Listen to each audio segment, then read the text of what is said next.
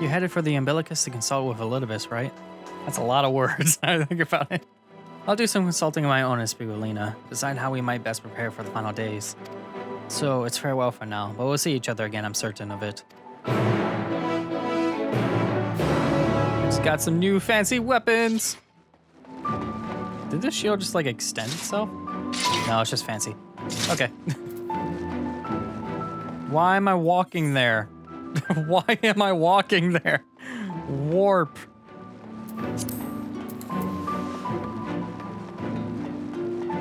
Alright, let's go to the docile gate.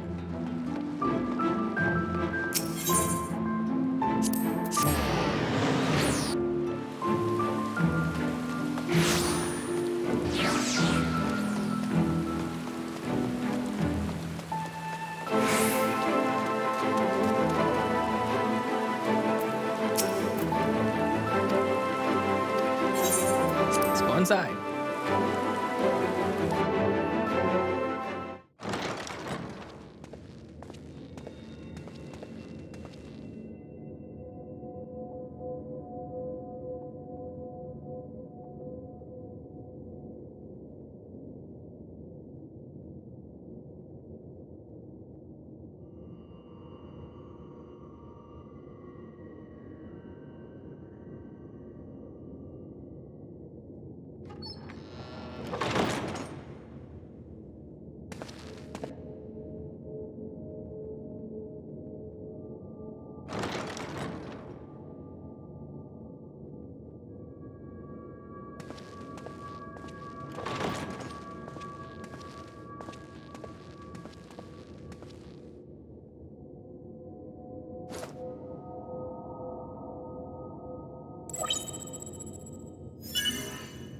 Biometric authentication complete. Please state your business.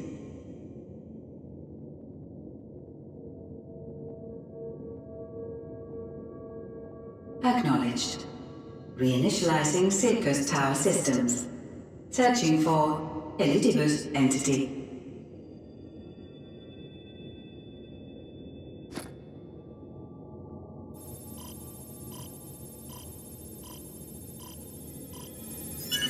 Target located in subterranean core power accumulator.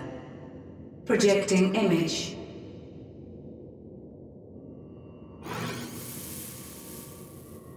My home. My friends. No more than a dream.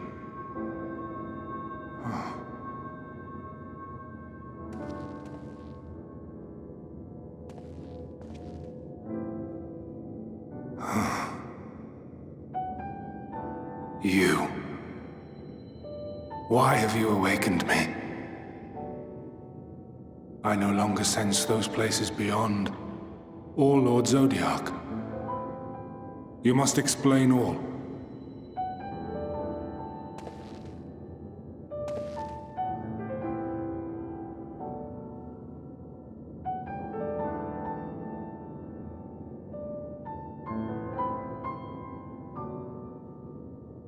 So, he is fallen, and my brethren's souls returned to the star.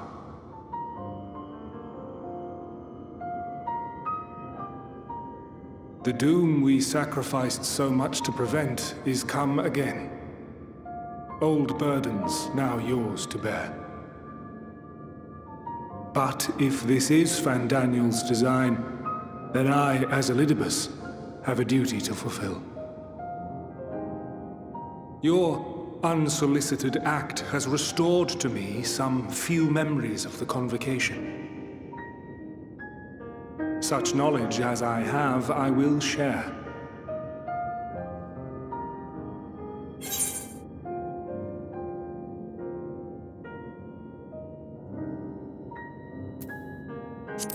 I'm sorry.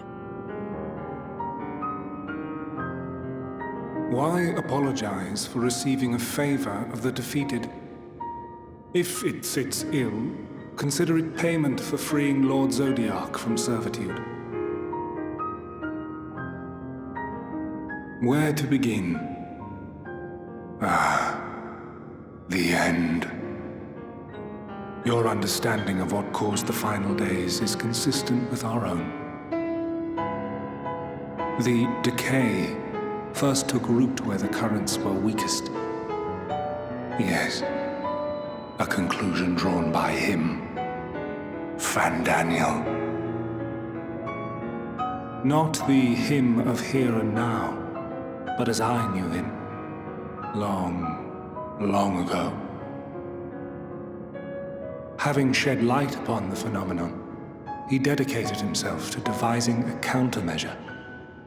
Were it not for his knowledge of the Celestial, we would never have made the connection, and thence forestalled the final days. And though he inherited that noble soul, how different this last incarnation, so consumed by self-loathing and hate.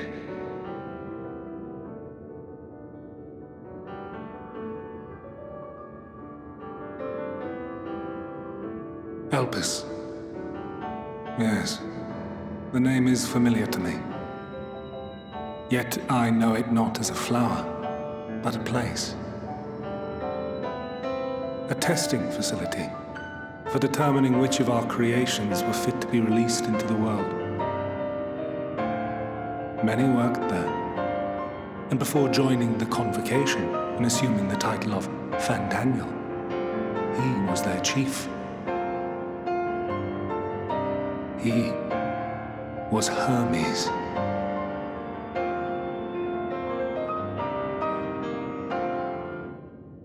That is all I know. The crystals tell little of the lives the 14 led prior to their induction. Elpis itself would tell even less. Nary a ruin has survived.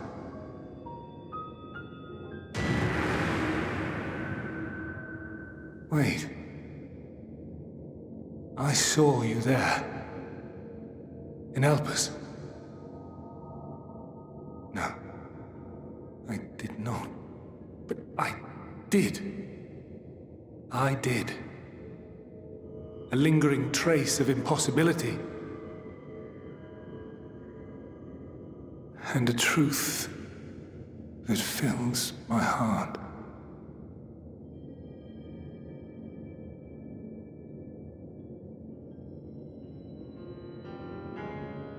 My memories remain clouded, I fear. However, they have revealed to me one possible course. You must travel to Elpis, to the time when Hermes served as its chief. In glimpsing the Exarch's memories, not only did I make his summoning magic mine own, I also mastered the workings of this tower, which, having absorbed my empowered essence, now harbors an abundance of energy. As such, I believe I can deliver you unto the past, unto that place and that precise moment. Given the eons that must be traversed, the gateway will not be fully formed. Your form will be less tangible still than those warriors of light I had summoned. In all likelihood, none will be able to see or hear you. Yet even should you manage to interact with others, you will be unable to effect meaningful change. For the reality you wish to save, the reality to which you must return, exists as a result of the final days. You cannot reshape the past to undo the tragedies of the present. Cannot unmake the sorrow and suffering fated to come. In full knowledge of this, will you still entrust your life to your foe and make the journey?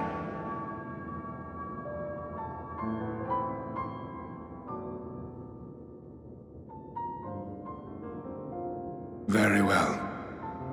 I shall cast you unto the river of time, Let this be my final act. You must input the commands. I no longer have the authority. First, you must reconfigure the systems, that the tower's ether may be channeled for the magic.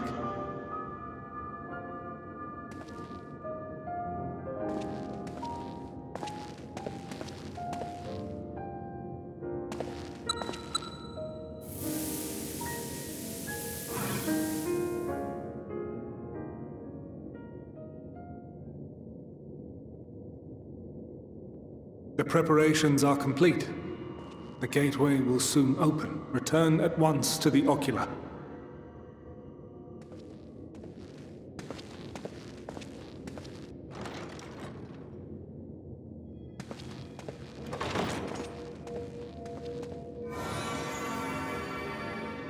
All appears to be in order. The ether flows unimpeded. The magic should consume every last mote of my essence. Why are you surprised? Did I not say that this will be my final act? Lord Zodiac is no more. There is nothing for me here. The ones I love and long to see again are waiting in that promised land, beyond memory and dream.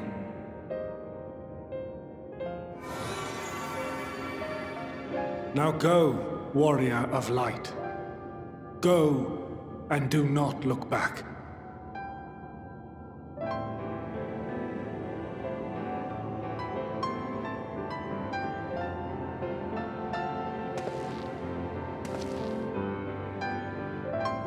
Well, Heidelin, I take my leave of you.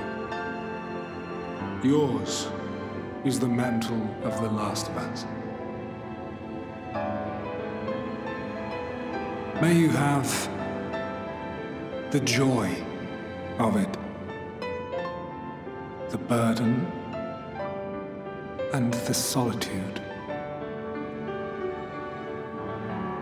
It falls to you now. You and your champion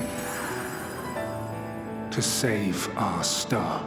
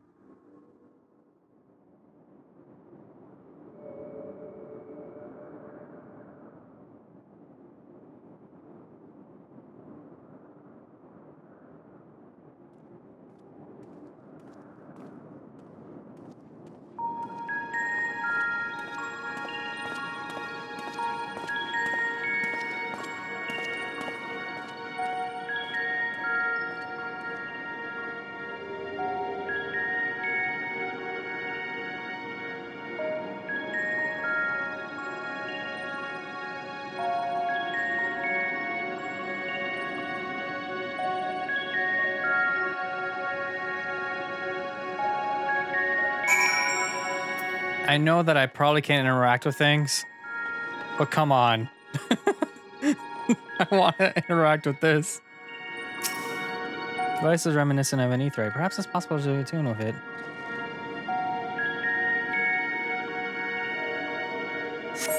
Despite attempting to channel and focus your energies, you fail to attune with the device. You can only assume it operates differently. Why would you do this to me? That's like torture. Okay. Wait. Nope. Huge stairs, really hard to use.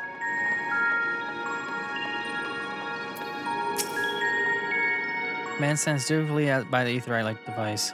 A guide for this facility in all likelihood. We attempt to get the man's attention, but if he sees or hears you, he gives absolutely no indication. As Elizabeth warned, it appears your form is intangible.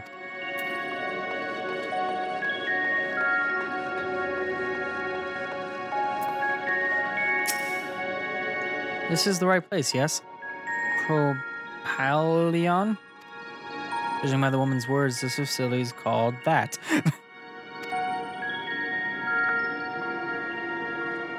You attempt to gently prod the woman to attract her attention, but feel nothing. It seems neither does she.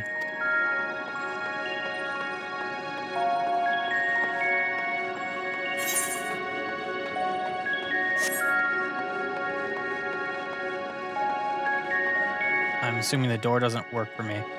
That's what I figured. All right. What else can I click on? There we are.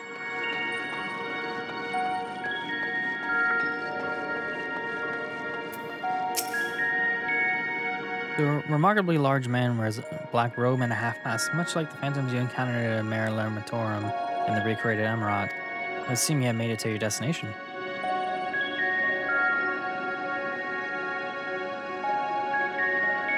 You gesticulate wildly and shout all manner of greetings and obscenities. The man does not so much as glance in your general direction. That's a reference to something, and I think I know what. I just can't remember the name of it right now.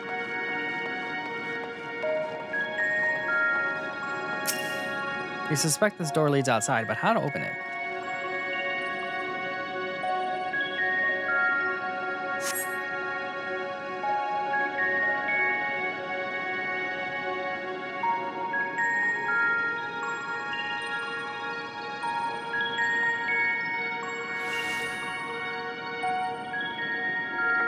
And here we are, Elpis. Well, well, how rare to receive you in person. To what do we owe the honor? Oh, just a few odd tasks. We'll be here a while. You're welcome to stay as long as you see fit, of course. As a matter of procedure, however, I must ask that you kindly remove your masks.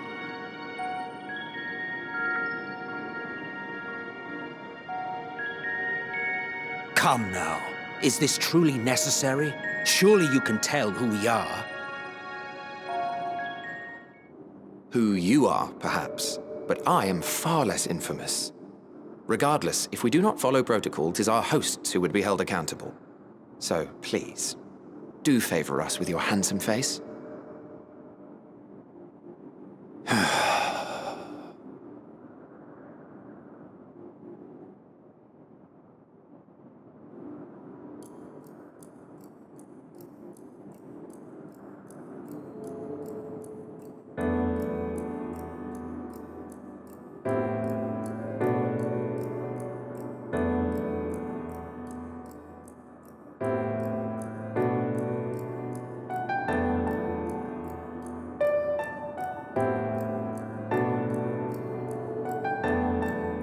Satisfied?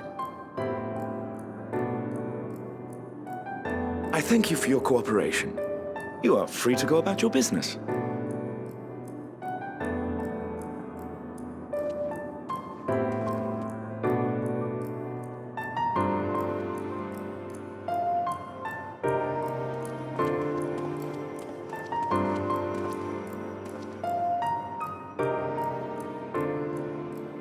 By the by, you see it too, yes?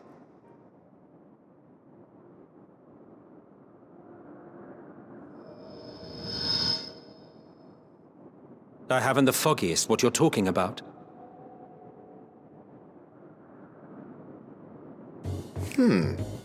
That's odd.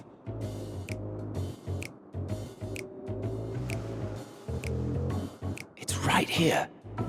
A bit thin in the ether, but there's no mistaking it.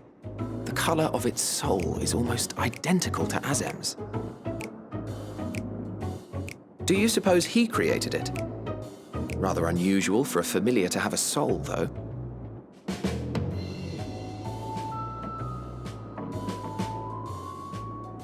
Don't ask me. All I know is that it's trouble. Doubly so if it's his spitting image. So let's leave it be.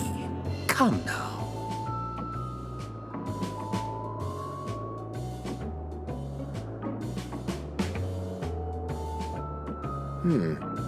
It's trying to say something, but it's literally too intangible to form words.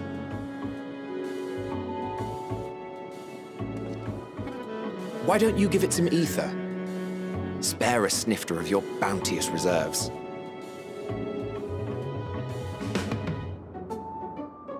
Who do you take me for?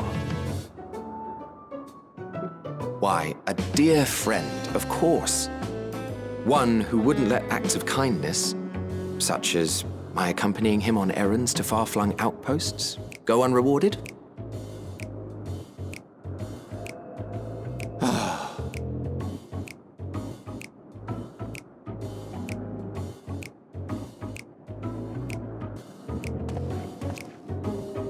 I suggest you close your eyes, or this may be unpleasant.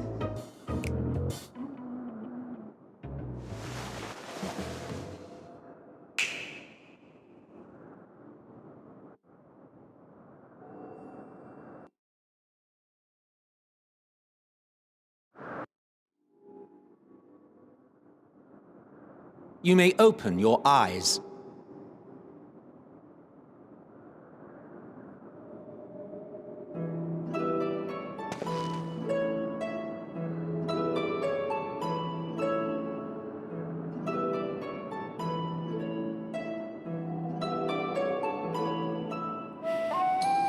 Oh, you even adjusted its size. The better to indulge your whim. This way, it will be easier to communicate.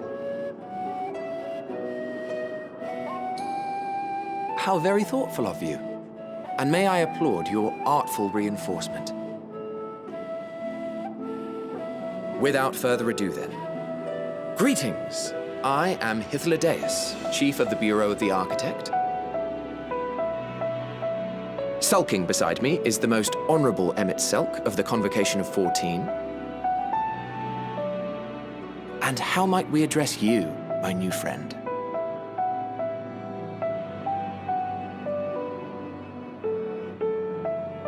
A fine name. And I'm pleased to see you understand our words. So, tell us, whence have you come? The thinness of your essence suggests you weren't created here.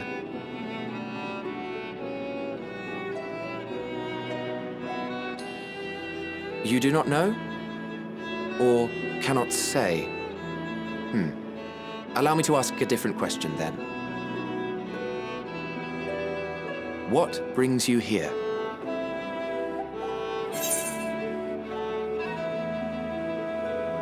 I seek a man named Hermes.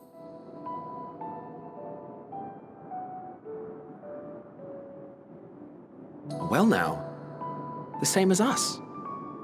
Perhaps Azim wished to come too, but had to settle for a familiar. If he truly wished to be here, then he would be. Right you are. My apologies if we've given offense. The two of us can discern the color of souls, you see, and yours happens to resemble that of a friend. And with your purpose matching our own besides, we jumped to a hasty conclusion. We are here to speak with Hermes, the chief overseer of this facility, which we also intend to tour in order to gain greater insight into the man's work. We, I say, though this is Emmet Selk's charge. I am here only to serve as his guide. And I should be happy to serve as yours as well, by way of an apology for the misunderstanding. Wait, are you suggesting that we bring it along on official business? This thing we know next to nothing about? If you harbor suspicions, better to keep it close than leave it to its own devices. Wouldn't you agree?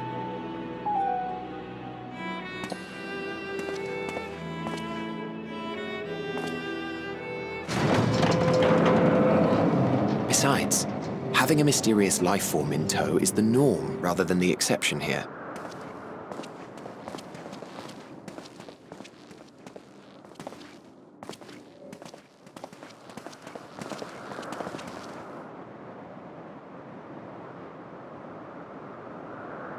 Welcome, my friends, to the testing ground of creation at Heaven's Edge, Elpis.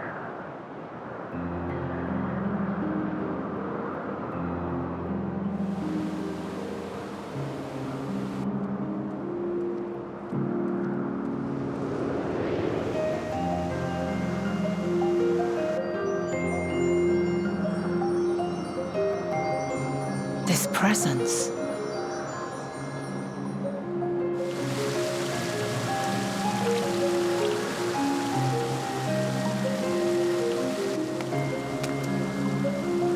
Hermes! Visitors! We have visitors!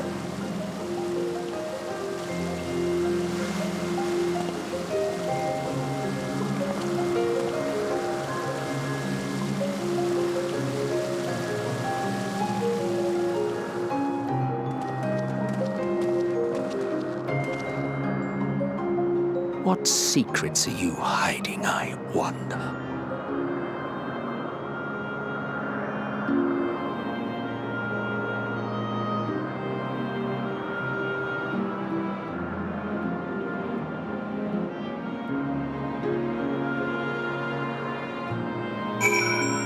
Wow, I did not imagine just to be thrown into a hole. Oh my god. Okay, Etherite. Why did I pull up like a million menus? Etherite. I can't attune to that one, but I'm guessing the first one is that one. So let's go.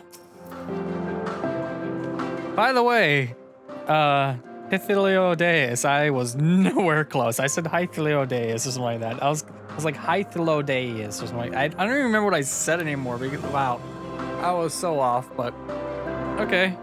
I mean, a lot of these are hard names, so yeah, and they never said this one out loud at any point, to my knowledge. This is hardly my first time here, but the scenery never fails to take my breath away. It feels as if you could reach out and touch the heavens. Now then, to begin our guided tour, perhaps you already know these things, but for the sake of thoroughness, I shall start with the basics. Using concepts that give shape to ether, creation magics allow us to bring forth anything we desire, be it inanimate objects or living things. Anyone can conceive of concepts, but they must all undergo evaluation at the Bureau of the Architect. As part of that process, living beings and certain arcane entities may be sent here to Elpis for in-depth observation and study. Fascinating facility, isn't it? Dare say you'll be touring it with us.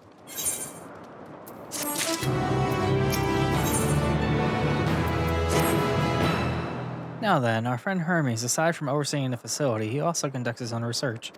Chances are he will be at the main observation hub, so let us seek him out there first. And tired as you are, however, you stand out a little too much. Our dear image cell wishes to keep a low profile for this errand, so you know how to make a robe. The basic concept will do. No, in that case, I'm excelled. No, your whim, your responsibility. You're getting not another thimble of ether out of me. The way he screams sometimes. Wish he wasn't an eyeball and was font to magic. Very well, I shall make the robe. Perhaps you can assist. Come, let us search for the requisite material.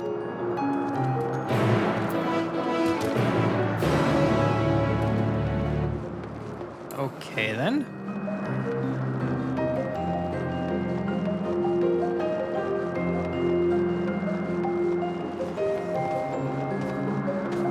Oh, sure, just name those things Ophion, why don't you? Okay.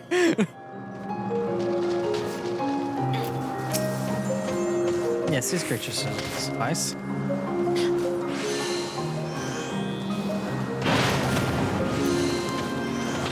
An etheric robe. I want you to use it to capture, shall we say, 2 Heludai? There are 3 species here, I believe. Only 2 different kinds should serve. I should mention that the strength of the robe is tied, no pun intended, to the strength of its user. As your ether is still thin compared to ours, you need to weaken the pillar to die first. Good luck. Okay. Find things to kill. Like you, for instance.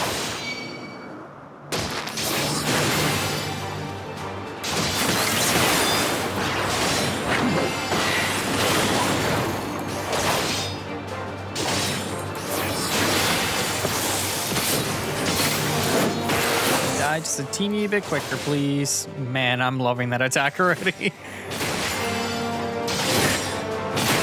And one more ought to do it. You're dead. Moving on.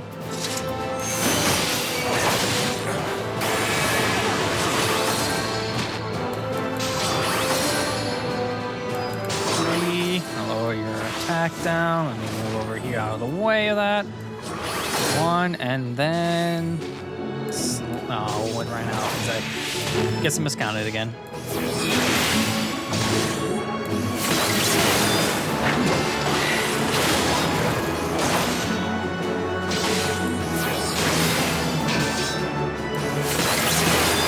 Alright, that's two. Oh, wait, I gotta weaken them and then capture them. Whoops, I'm killing them. My bad. Alright then. I'll get both of them in one go.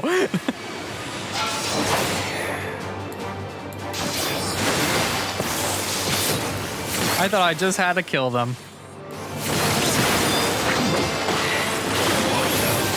Okay, so get it to around 50% ought to do it. Okay, you are good. Now I should be able to just kind of... Oh wait, I'm gonna get interrupted. So how about stun you, and then you...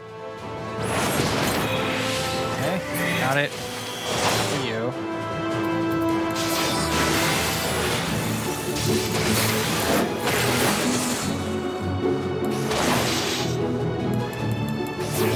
I know I stole one from you, even though I technically was attacking it first.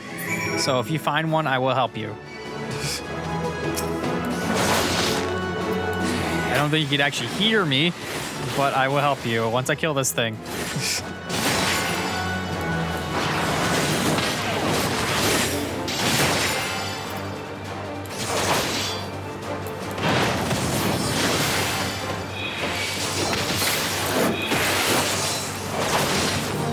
Okay, if he's attempting to capture it, he's making the mistake of killing it.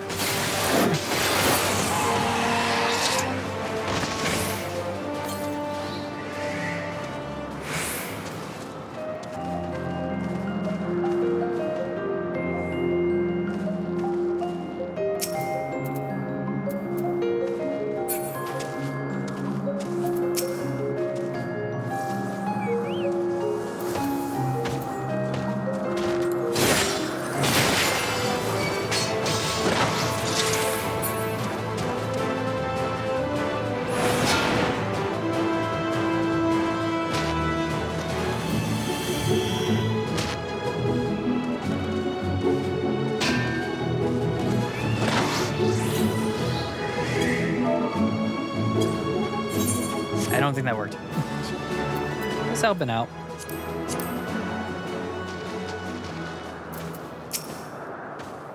You caught the Peludii? Come, let us see. Here you go.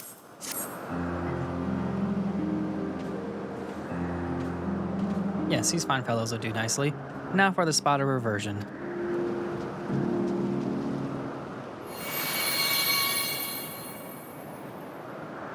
There, it's ready.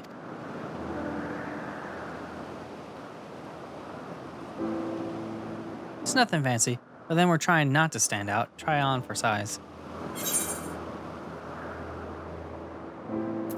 You turn living beings into clothing just like that?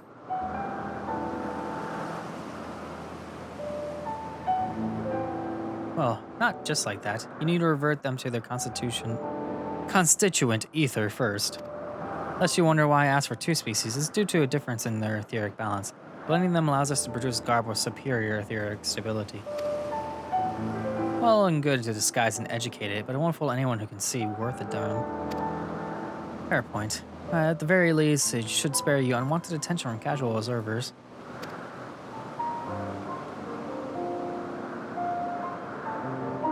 Mixel speaks true. Even dressed like us, your unusual nature will be plain to those who think to look. Should someone question your presence, don't make up excuses, much less try to explain what you actually are. No, best to simply say that you're familiar. Question is whose? Ah, of course, Asm's. If you say you belong to him, people will give you the benefit of the doubt for any and all outlandish behavior. Exploiting our associate's absence? For lack of his presence, absolutely. Were he here, he had been the first to propose the idea, and you know it.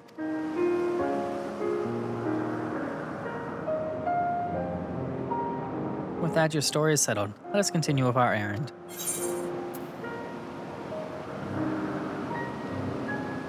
Okay.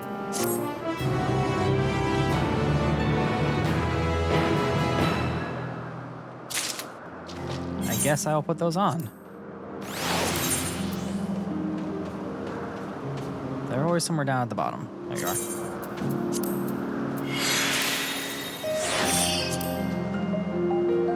Do not die. Cast Glamour.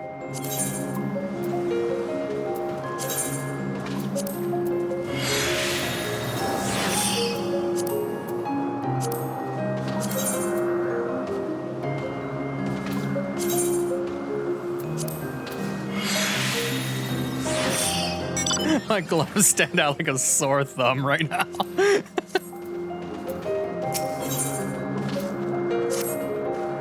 If you're ready, let us continue along the path to Anagnorsis. Place serves as an observation hub and residence both. Someone there should be able to point us in the direction of Hermes.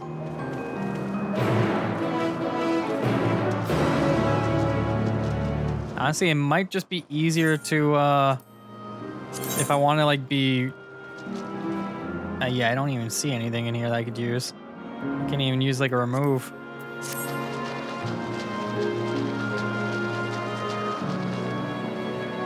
Alright then, well, let's go this way.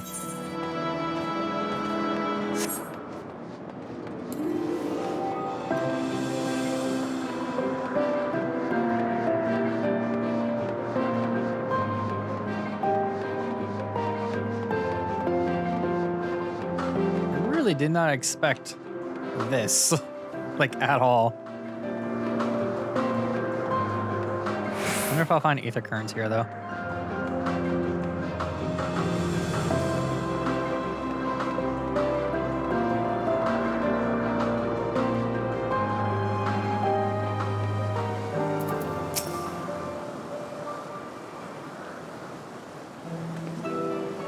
Yes, can I help you? We should speak with Chief Hermes. I almost said chef. Do you know where we might find him?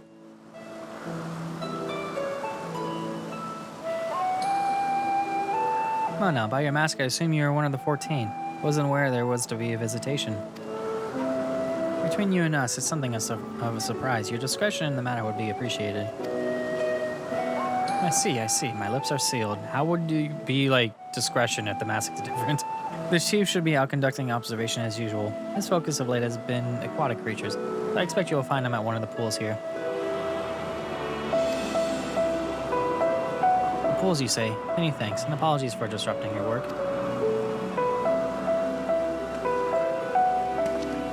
I say, Hythiliodeus. Well, I never met Hermes. You know him well, do you not? That being the case, couldn't you simply find him by his ether? That I could. As you know, I'm Excelg and I can discern the color of souls. By the same token, we can also see ether quite cleanly, and from a great distance. With this skill, I can readily locate Hermes, but I felt that it would be a waste of an opportunity. We're here to perform an assessment, after all. By searching the ordinary way, we stand to gain insight into Elpis and the man in charge of it. This is as much as for your own enjoyment, like it not, but point taken. If you're going to accompany us, make yourself useful and help us look for Hermes. According to his profile, he has short, dark hair. So you know, it's because we're in Elpis that we don't have to have our cowls up. The special exemption due to the need to be aware of dangerous creatures. Elsewhere, we do not exhibit our individuality. It seems unseemly. This is all common sense. I would not assume you possess any. It's a rare treat indeed to be able to search for someone by their appearance, and I thank you for humoring me. Come, let's find our man.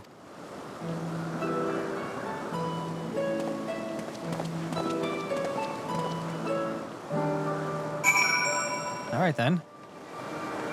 Let's find somebody. Shouldn't be too hard, I imagine. They're over by the pools, they said. So, let's see here. There's a pool there. There's people there. We'll get close just to see. Nope. Okay, so I imagine that there would be like some sort of sign or like a bunch of people just surrounding the quest thing, so I could probably find it that way. But first, let me attune to the past. Yeah, that makes no sense. Now I can just warp here whenever I want. How much does it cost to like teleport to the future? Actually kind of cheap. Except the moon costs like 1,000. No, there's a pool. Let's try that one.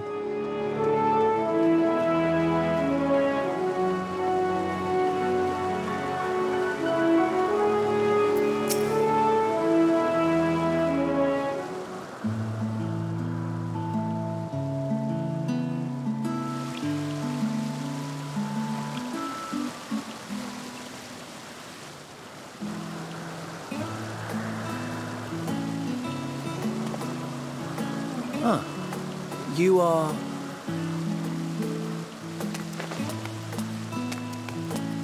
Oh. Different. You're different too. You and me. We're alike. Friends. I want to be...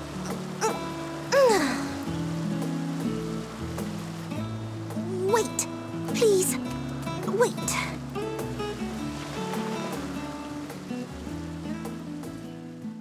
Greetings and salutations. Can you hear me? Do not be alarmed. I mean you no harm. I wish only to hear your words, share your feelings, and know your thoughts. May we please be friends?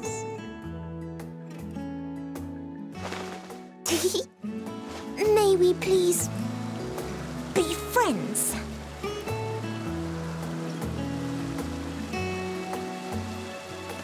Ah, I see you found him.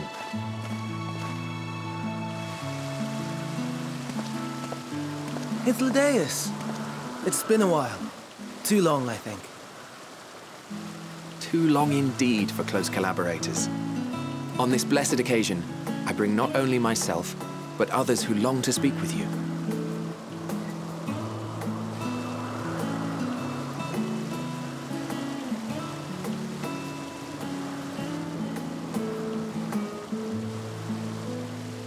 You are of the convocation. Emmett Selk at your service. Do I have the honor of addressing Hermes, Chief Overseer of Elpis? You do. You have traveled far for it. Given your facility's purpose, its remote location is something of a necessity. Would that I didn't have to rely upon a guide. Oh, you wound me. Have I not ever been an attentive and helpful friend?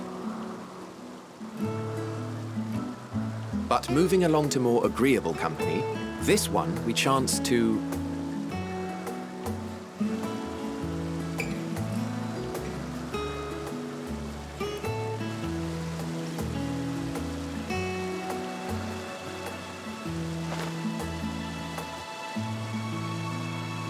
Well, you certainly have her attention.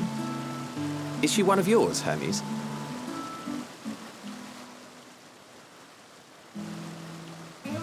Her name is Meteon. It means shooting star.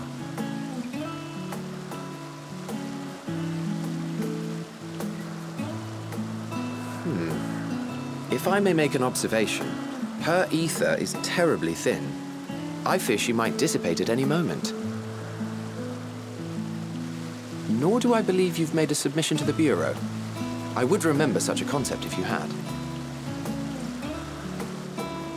I haven't, as you say. I judged it too early. She's a pet project of mine, still undergoing preliminary testing. But rest assured that I will attend in person ere long. Very well. Being an authority on flying life forms, I appreciate that you are exacting in your work. I shall look forward to your submission. If we have finished with the perfunctory chit-chat, I would discuss official matters. By my coming, I trust you already anticipate the subject. I have an inkling, yes. Please wait at the main building yonder. I shall join you as soon as I've returned these creatures to their homes. What's wrong, Hermes? An amystoma is missing.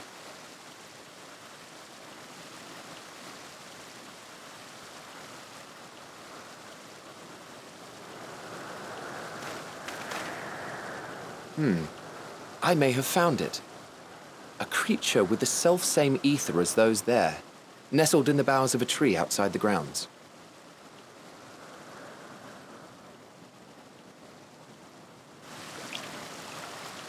You're saying they can climb with their sorry excuses for limbs? The fashion has been to imbue aquatic creatures with the power of flight, ever since the words of Metron created a sky-swimming fish. The ambystomas, too, can fly, if only slightly, and they could conceivably climb a tree. Whether they can come down safely, however... Excuse me.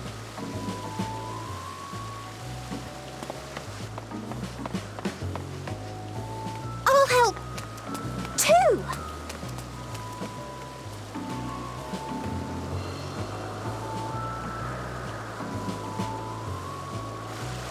And what are we supposed to do with this lot?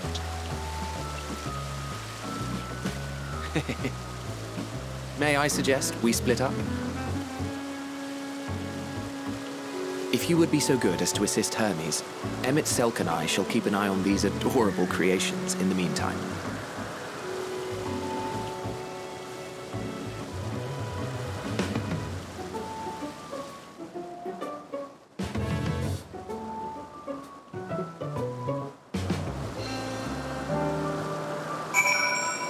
All right, let's just go and get that thing out of a tree.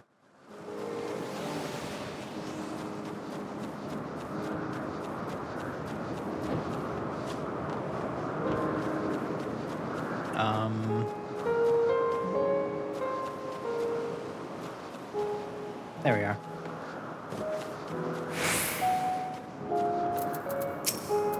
To Hermes and Metion have found their quarry. A creature is known in this age as the ambystoma. Yet, though it has been safely extricated from the tree, Hermes appears to have found himself in quite the predicament.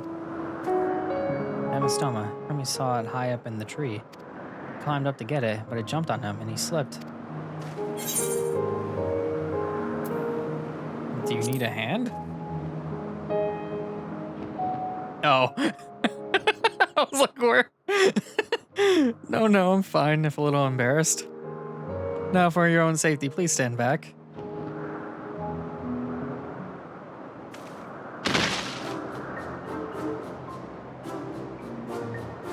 Ugh.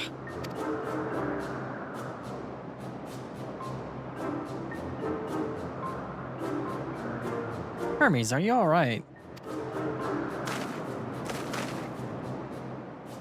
Quite all right, yes. My apologies for making you wear imitation. How do you say that name again? Both you and, Azure Carmine, you are called.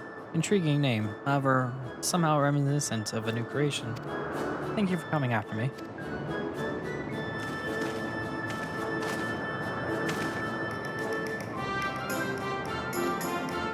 As for you, little one, you must be more careful.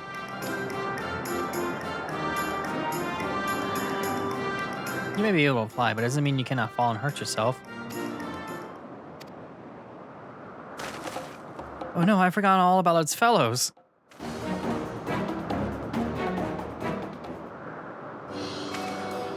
Truly, what a relief. I must thank MXL and Ethiodaeus when I return to them. But first, with the distractions out of the way. As Chief Overseer of Elpis, permit me to welcome you to our facility. I hope you will enjoy your time here.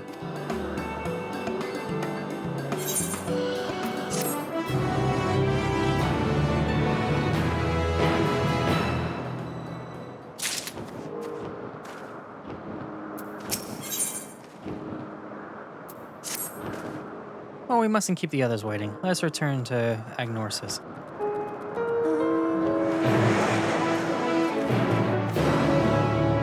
Alright, back we go. I'm gonna just get on a mountain, actually. Drive a car through the facility. This works.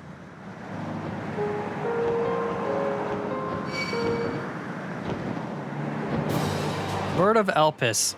That's a name for a monster here.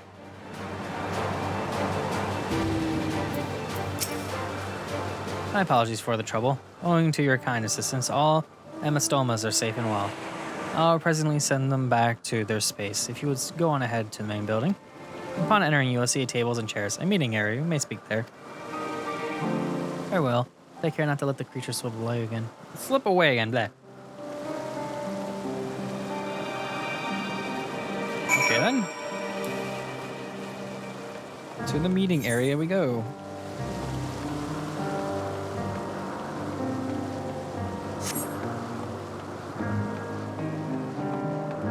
Another aetheryte. Or no, wait, this is the one I already did, right? Yeah, this is the one I already did. I got confused for a second there.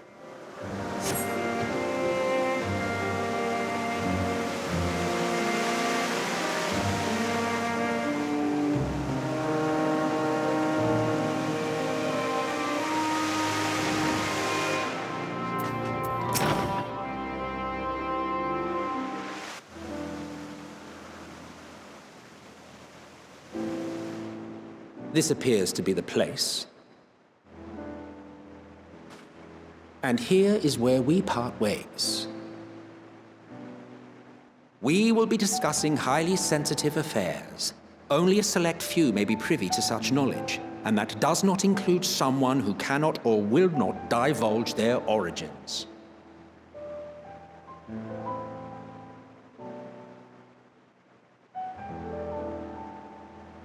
What? Will I have to remove you by force?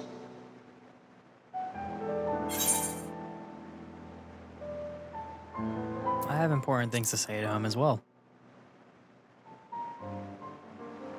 Yes, I'm sure your business with Hermes is quite pressing. You may speak with him to your heart's content after ours is concluded. I do not object to his attendance. Hermes, this is highly irregular. Perhaps, but I believe he can be trusted. Meteon would not have taken to him so quickly otherwise. Moreover, the presence of a third party may help me to maintain composure.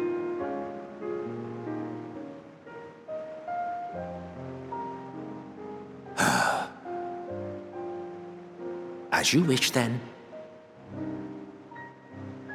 Behave yourself, do you hear?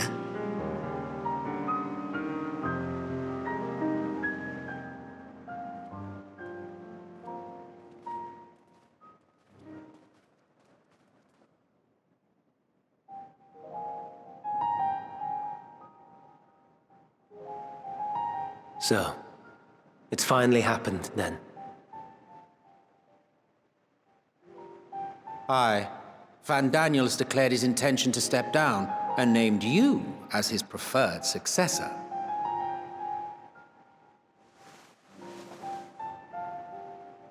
In recognition of your knowledge and your works, the Convocation is giving the recommendation due consideration.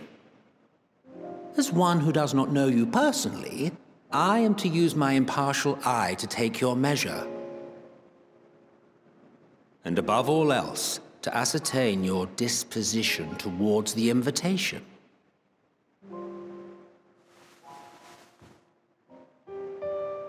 I understand that you and Fandaniel are close. He himself was once chief overseer of Elpis after all. I should not be surprised if you knew before anyone else that he wished to relinquish his office. I did. He told me that when he fulfilled his purpose, he wished to pass the torch to me. A torch you seem none too pleased to accept. Are you so averse to serving on the Convocation? No, it's not that. For a humble researcher like myself to even be considered is an honor beyond words. No. What troubles me, what I struggle to come to terms with, is the very fact that Fandaniel is stepping down. Does this not mean that he will return to the Star?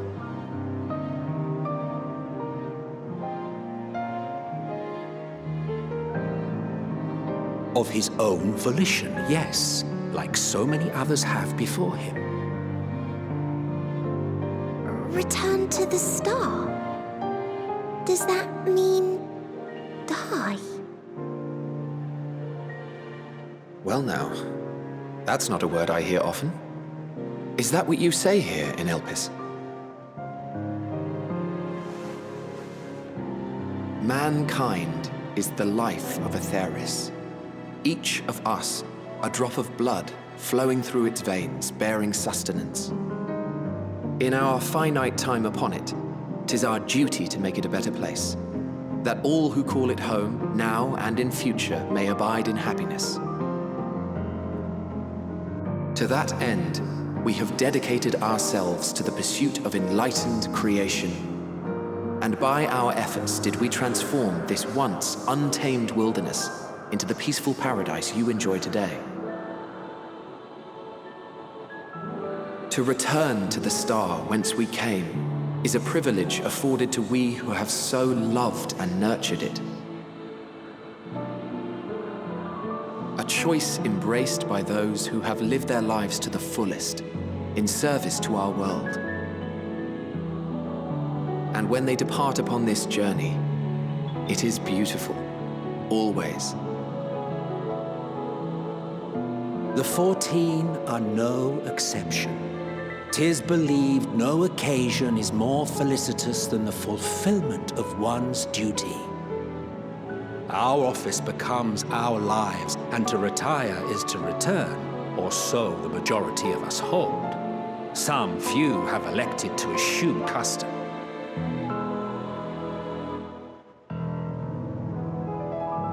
Mayhap you feel Fandaniel's deeds do not warrant his return.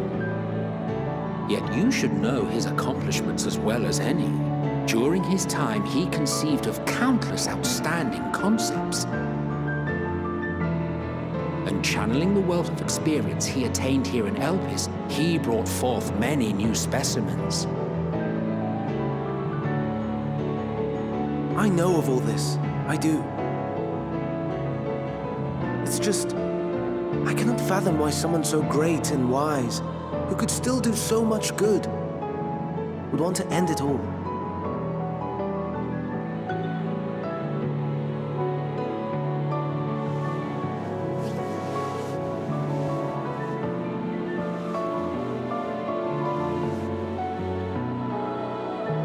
Oh no, I've made her upset. Forgive me. I know I requested your presence. Might I trouble you to take Meteon outside? A change of scenery would do her good.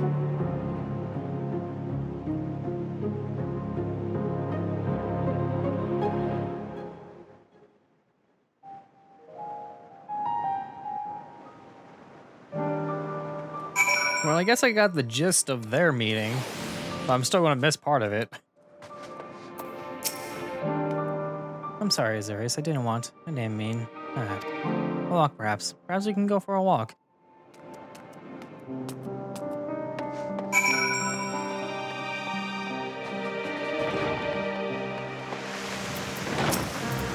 Azurius gets sad when he thinks about death. When others are sad, I'm sad too. That's how I am. That's how he made me. But don't worry, I'm fine now. So why did you come here? You want to learn about Elpis and Hermes? Ooh, teach you. I can teach you. We can take turns. I tell you something, then you tell me something. Sounds like fun. It will be. It will be. Where to start? Oh yes, let's talk to Memnon. Or Memnon. Should be near the Aetheryte. I'm not going to explain, but Memnon is. I'll have him explain instead.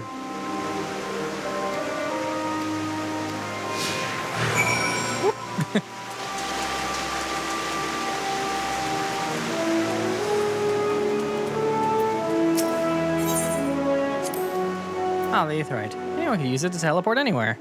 Maybe not anywhere, not to the ground or other isles. For that you need teleporters. Oh, and permission.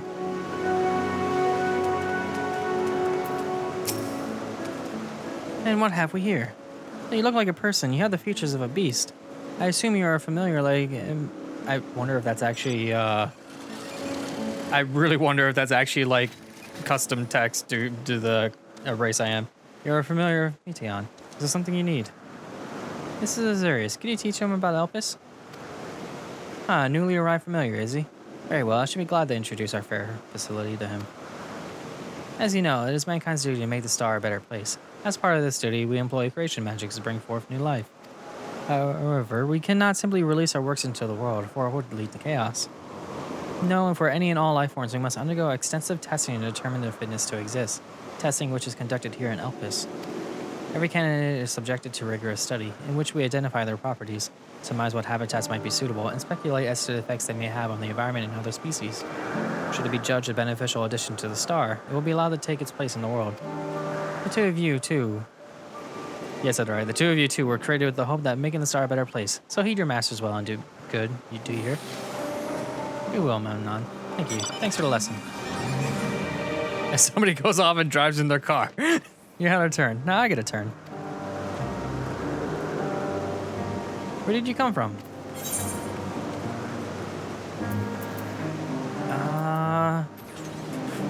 From a place facing a great threat is too real, but sure. There's such a place? I had no idea. This place is important to you. I can feel it. Oh, my power. I haven't told you about it. The creation. Let's find a creation. One not being watched. Then I'll explain my power. Okay, then.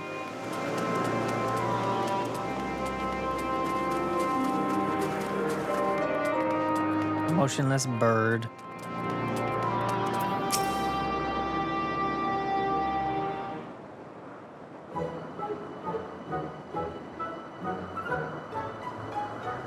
Oh, this creation is perfect. But I don't remember seeing it before. Perhaps it's new? Anyway, I'll try reading its mind. That's my power.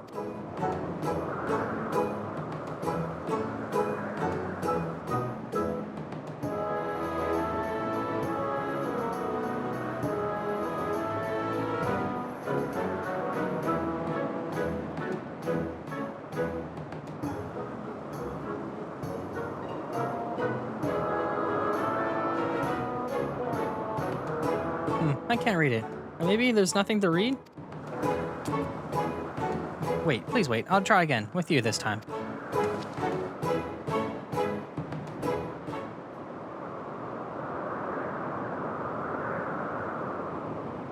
Greetings, can you hear me? I could barely read that. This is my power. I can read the emotions of those around me and project my emotions to others in return. I'm not actually speaking to you in your mind, rather you are converting my emotions into words and intention, a process performed subconsciously by intelligent life forms. I have more than one brain cell, yes! This ability is vital to my mission, for it allows me to interact with intelligent beings even should they communicate via unknown languages or other nonverbal means. As a consequence, I am clumsy at speaking. Yet, though I struggle to express myself in this fashion, Hermes wants me to speak as much as possible, for everyone has thoughts and feelings that they may wish to hide. I harbor an affection for you, one that is difficult to define. Aside from the fact that you share common traits with us, your thoughts are complex, prismatic, they draw me in, and leave me wanting to know more. Out of respect for your privacy, I will refrain from using my power when speaking with you. Nevertheless, I want you to know that I wish to be your friend.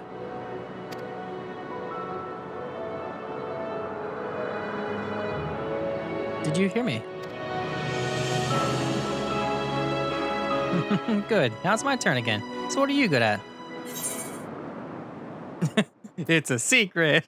I'm good at fighting, actually. I'm not good at crafting or gathering or playing, so I'm gonna say fighting.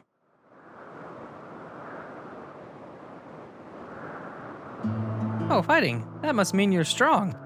Hermes is strong too, but he doesn't like to fight, even when creations fight him.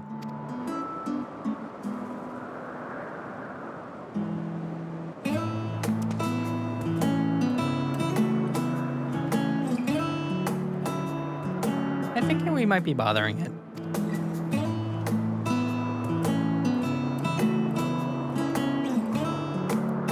Let's keep going. We'll go and see Thane at Nguyen something named next. She's usually in a small building, one on the west now.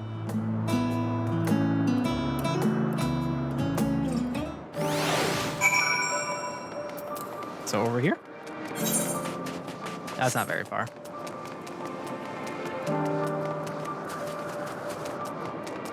This building? Not that building. This building.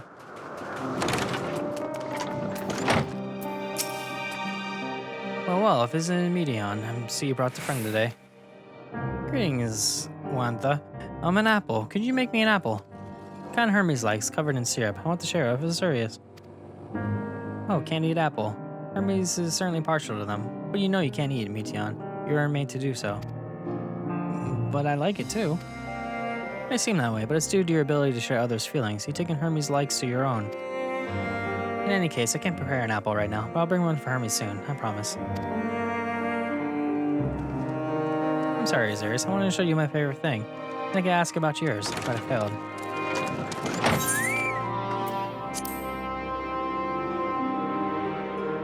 Oh, that's what you like. Yes, I could feel it. Your joy and happiness. Makes me happy too. Thanks for sharing it with me, Azurius. Well, we've walked and talked a lot. Maybe Hermes has finished talking too. Shall we go and see? I was like, tell her what you like. It doesn't even give me an option to say what I like.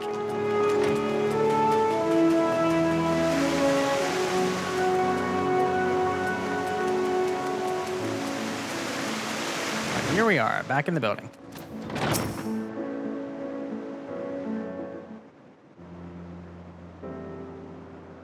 There you are. You can see the fresh air has done Meteon good. Azurius wanted to learn about you and Elpis, so I taught him.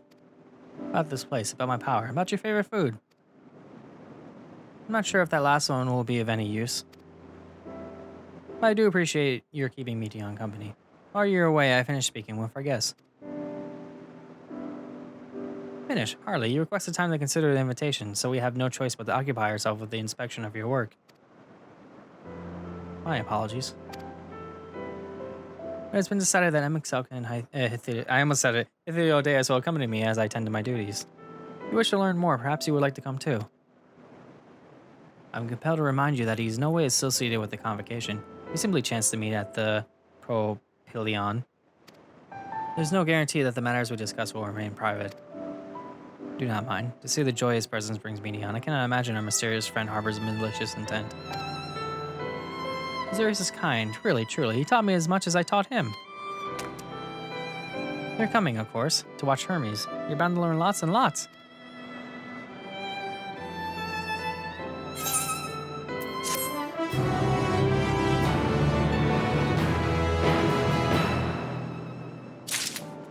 I'll open that up later.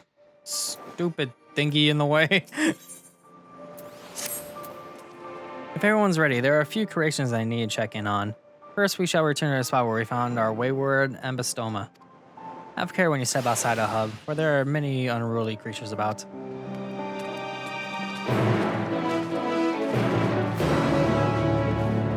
Okay, maybe I'll open it sooner rather than later then.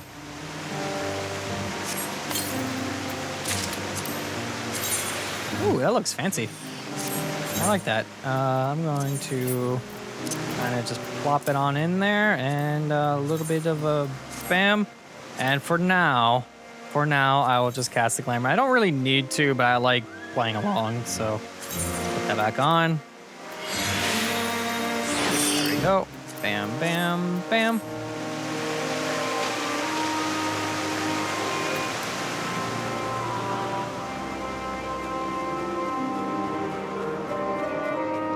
I find it funny that Elidibus uses his last power to send me here, and I now have an ether right, so I can just travel wherever I want to go.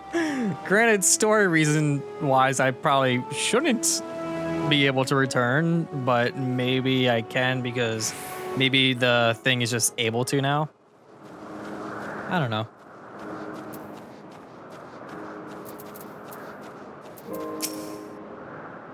This here is a new species, Petaluda, and we recently set loose. It's been doing very well, managing to maintain a stable existence thus far. If it can see its observation period to an end without issue, we shall release it onto the world. Tell me, do you know the difference between living beings and arcane entities?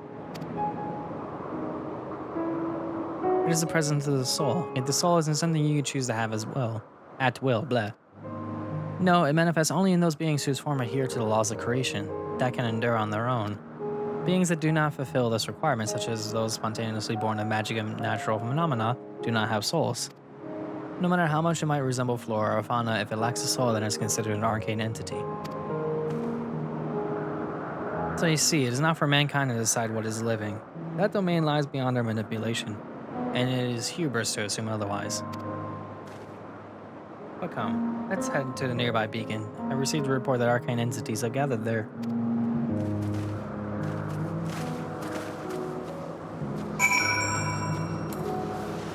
Okay then.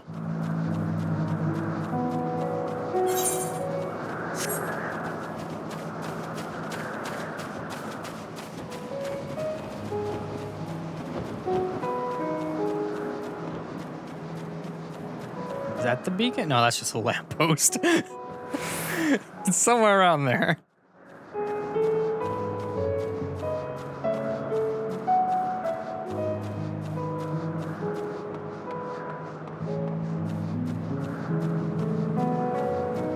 All right, let's go up here.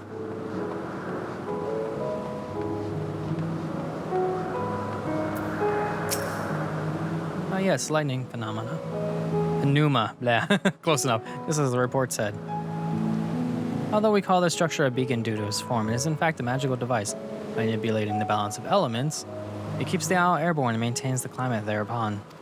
In the course of its operation, it often sees an internal shift toward a given element. Right now that element is lightning, which draws the pneuma here to replenish their ether. It appears Midian is busy. Would you care to assist me in her stead and feed the pneuma?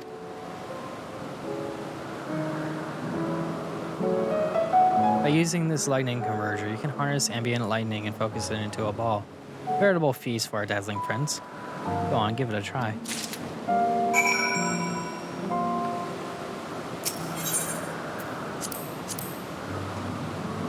Oh, I gotta like hit somewhere? Here.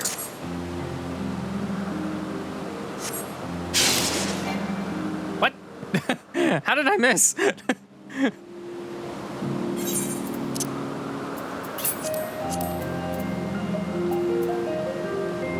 I guess I'll target on the destination itself. There we go. Here.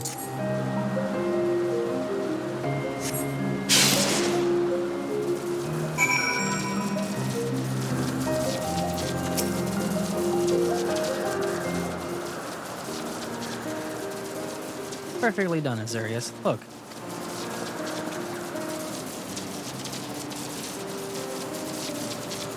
See how they gather to feed, how they express themselves through their actions despite their lack of words. Speech is not the sole defining characteristic of a thinking, feeling creature, nor is silence an indication that they do not possess these qualities. Be it a soulless arcane entity such as the Pneuma, or an ephemeral life form such as the Peluda, all seek to perpetuate their existence to survive. Is Medion a living being?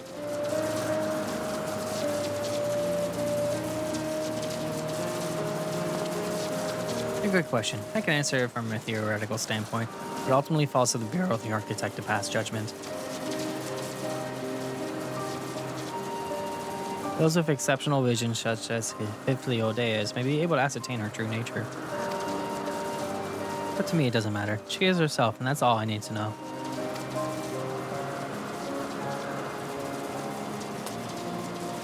Oh, you're finished already. I'm sorry, I was in the way. Not to worry, my dear. They missed nothing of note, and we shall have plenty of work for them to observe. Next, we will head east to the Morning Dew. I need to speak with some observers there.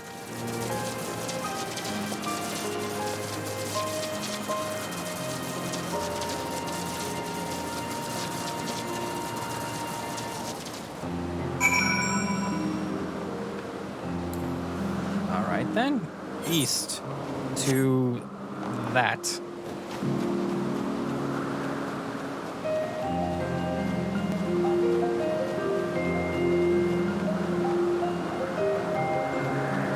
There's something there later on.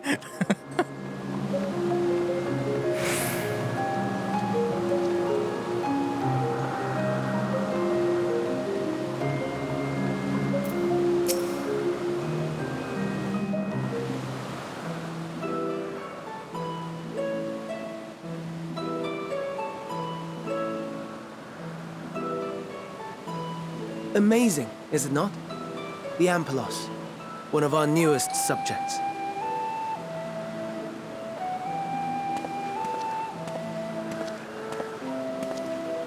So, how are we coming along?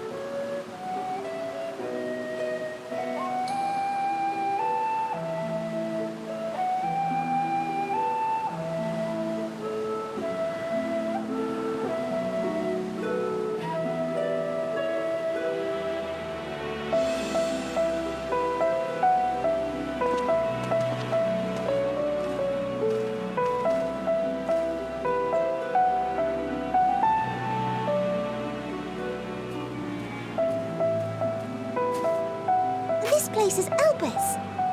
Those flowers. Elpis. Entelekis. Like me.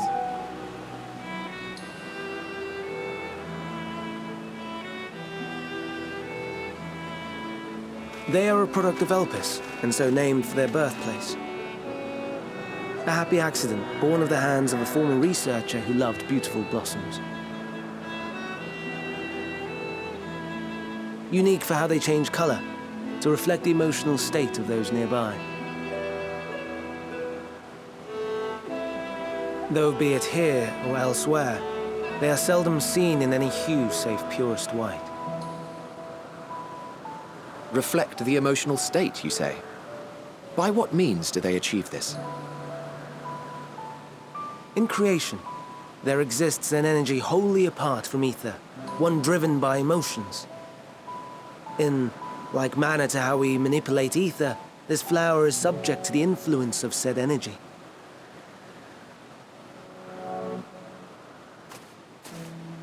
While it has no will of its own, it is sensitive to the prevailing emotion in the vicinity, and reacts by altering its color and vibrancy.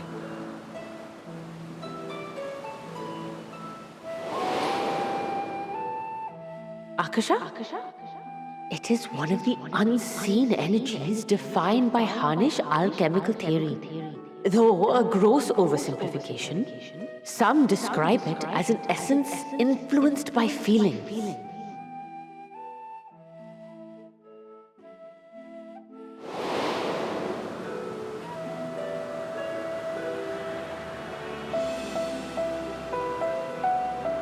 Akasha. Though I'm not familiar with the term, your description suggests it is the self-same energy. Dynamis, we call it. And those entities like the Elpis flower that have the ability to interact with this energy, converting emotions into tangible phenomena, are Entelekis. That's me! That's me! An Enteleki! That you are, my dear. And no ordinary one at that, but the first possessed of free will.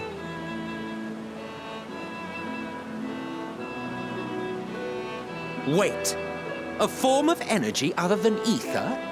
Dynamis? I've never heard of such a thing.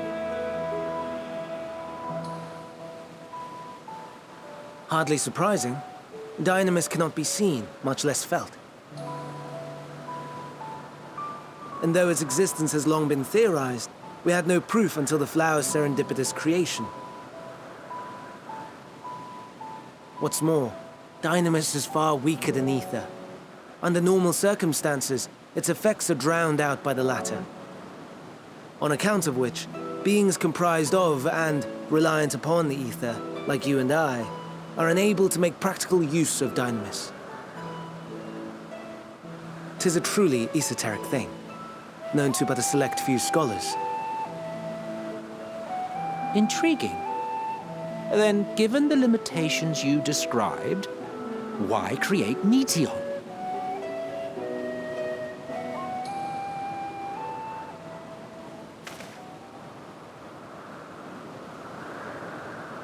Our star, Aetheris, is especially rich in ether, so much so that its name is derived from it. However, when we consider all energy in existence here and in the vast space beyond, Dynamis may account for as much as 68.3%. The more abundant form by far. Were we able to control it, we could open the door to limitless possibilities. 'Tis not unlike a gently flowing stream, unable to break through the dam of ether barring its path. But if we could imbue the stream with the vigor of a raging river...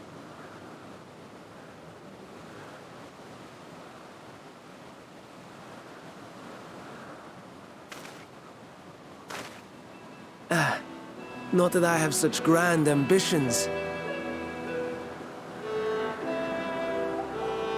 Nay, I merely wish to create a being that could traverse the great expanse.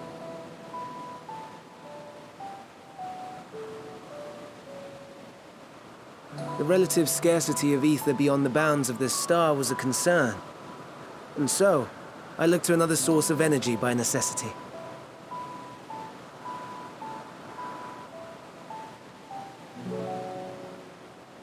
That being Dynamis. No wonder her ether is so thin. Precisely. Yours is thin too. Like an entelechy. Like me. So, are we the same? Entelecchies.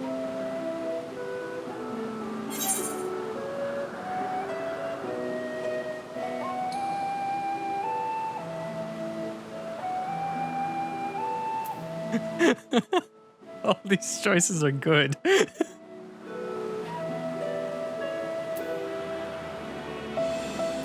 Well, I've been known to transcend my limits with nothing but determination.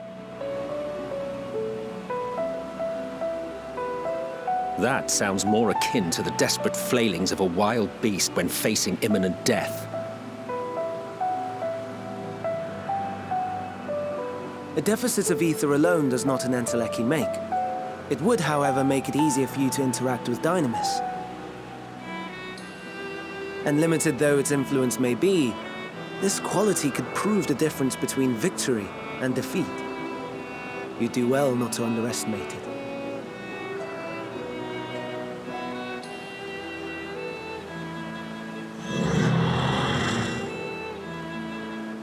Oh dear. I'd forgotten about the poor fellow. You must excuse me a moment while I go and verify a few more things.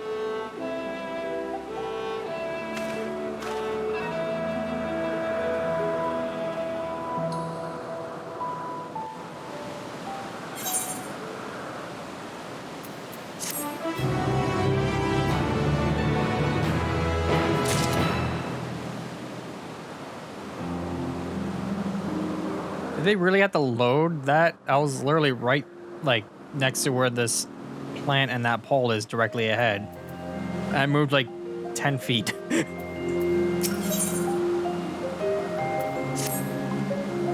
Not that I or anyone else would be able to make use of it even if we knew. It irks me to discover that there's an entirely different form of energy, and no one told me. That personal annoyance aside, Hermes' knowledge is undeniably impressive. Given that there are none among the 14 who specialize in the celestial, he would be a welcome addition. Assuming he can be persuaded to join, that is, I still can't understand his hesitation. What do you specialize in? Oh, you should know why MXL was chosen for the convocation. I should be glad to share the tale. It began when... Not another word. Lest you forgot, we're to learn about Hermes, not me. My misspent youth is not your concern.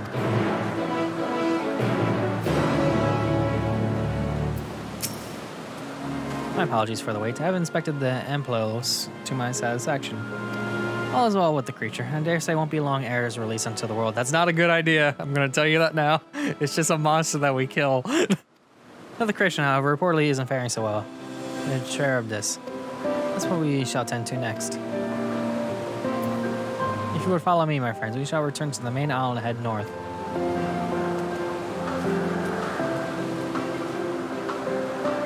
Alright then. Main island, head north. Okay, well, not very far from here. That's like very, very like... Whee! Just fall down and be like, uh-oh. I know they wouldn't let you fall, which is why that's technically a giant railing. So is there a path? Yeah, there's a path. If I just follow the path, I won't get into any trouble. Supposedly. But it appears I gotta go off the beaten path anyway. Hello. Why is there so many things there?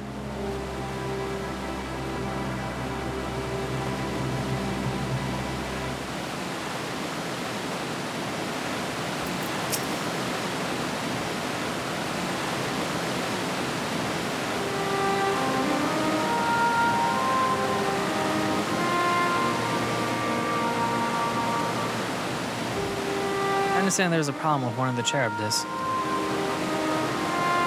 Yes, that's right. As you know, the Charybdis is based on a sea creature. Owing to adjustments that enhance its affinity to wind, is capable of flight. Specimens created from the concept could fly without issue. The problem arose in subsequent generations. This third generation creature is born with an etheric balance leaning strongly towards water. Its aquatic origin reasserting itself, it would seem. The result being its affinity to wind is diminished, and it cannot fly. No matter what we try, we can't get it to rise even the slightest bit. For such change to manifest in so few generations, I fear they are too unstable, flawed. With your permission, I will revert the creatures and recommend to the Bureau that the concept be revised. With its etheric balance leaning towards water, the Charybdis would indeed struggle to manipulate wind. It is too early to conclude that it cannot fly. Having failed at first, it may simply have developed a fear. I shall transform and fly with it, helping it to manipulate wind until it finds its wings. What? You needn't go to such lengths.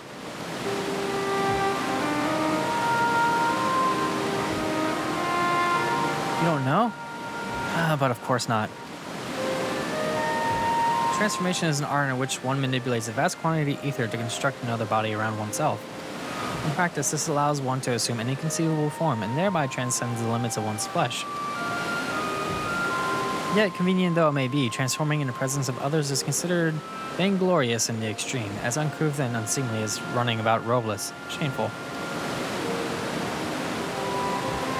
I might understand you make a habit of this. Nothing of the sort. It's just that, when transformed, I could wield the wind and fly. It may seem excessive, but what is our shame next to the lives of these creatures? They deserve a chance, and we owe it to them to do it all in our power. Be that as it may.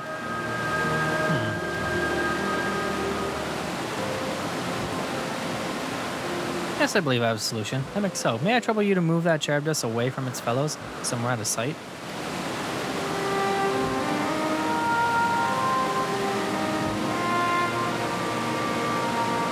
Meanwhile, I'd like the rest of you to help me prepare here. What mischief are you scheming now? No mischief, I assure you. I will spare you the need to report to your colleagues that Hermes committed an indiscretion. So have a little faith and run along.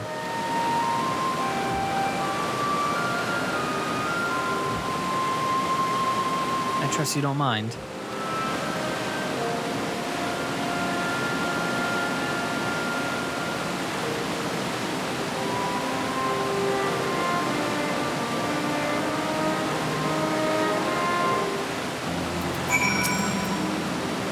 MXL is out of sight. Good. Let's speak of the plan. It's a stroke of genius, really. We have MXL train the chair of this. Aside from being able to fly untransformed, you can readily see ether currents. With his adept spellcraft, you can also employ suitable wind magics to guide the creature along. While he's indeed capable of all you described, it is not his duty. I'm loath to trouble him with it. Don't be. As I mentioned, it would also be for his own sake. With that settled, let's begin at once. Serious, I want you to go to MXL. Tell him that you have a favor to ask. He'll be disinclined to cooperate at first, but you mustn't be discouraged. For a friend, the trick is to be unflaggingly persistent. Off you go now, and good luck. The chat button say, use a keyboard or a software keyboard and enter the phrase containing words. I have a favor to ask to indicate MXL that you have a request. Okay.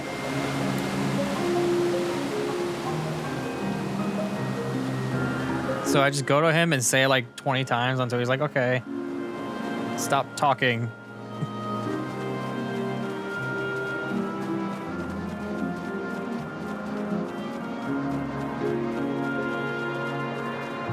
What the heck is that thing?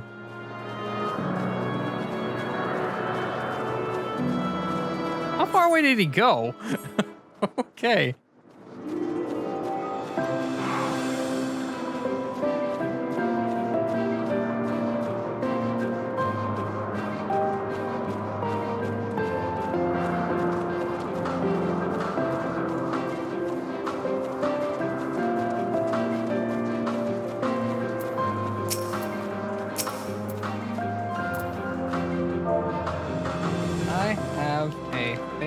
To ask. Oh, no, you don't. I'm not lifting a finger. I don't know what Hythlodeus is up to. I would not be made to know. I refuse. If Hythlodeus is to be believed, relentless insistence may serve to wear down the ever-wary MXL. Chabons say, please, keyboard, please MXL to plead with MXL. Okay, then. I'll say, please, MXL. Oh, wait, did I miss something? I probably missed, like, period. Okay. What? Oh, I forgot the stupid hyphen. It's a Spider-Man thing. Okay. There we go.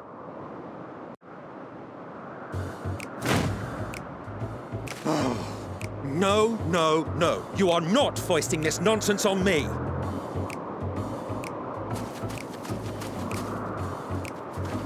I'm given to understand you have the power to help the Charybdis, and should be quite willing to do so. And so I appeal to your better nature, most benevolent Emet-Selch. Please teach her to fly. Or else Hermes will transform. Right now.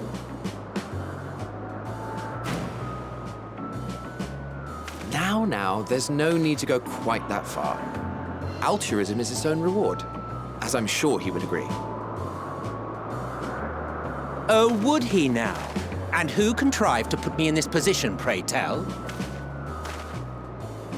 Nothing so devious. I merely suggested a possible course of action.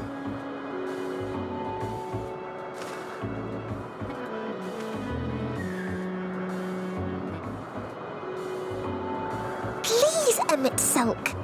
Please.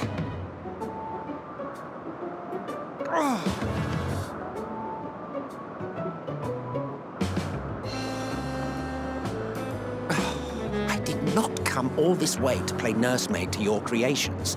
I'd thank you to remember this favor and let it be the last.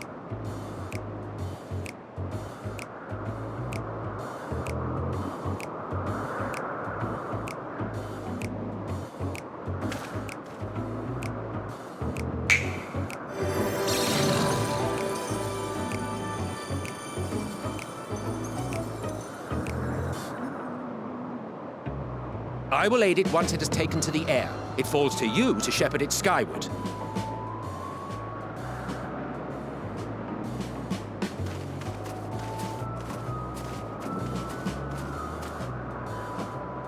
Well, let's relax and enjoy the spectacle, shall we?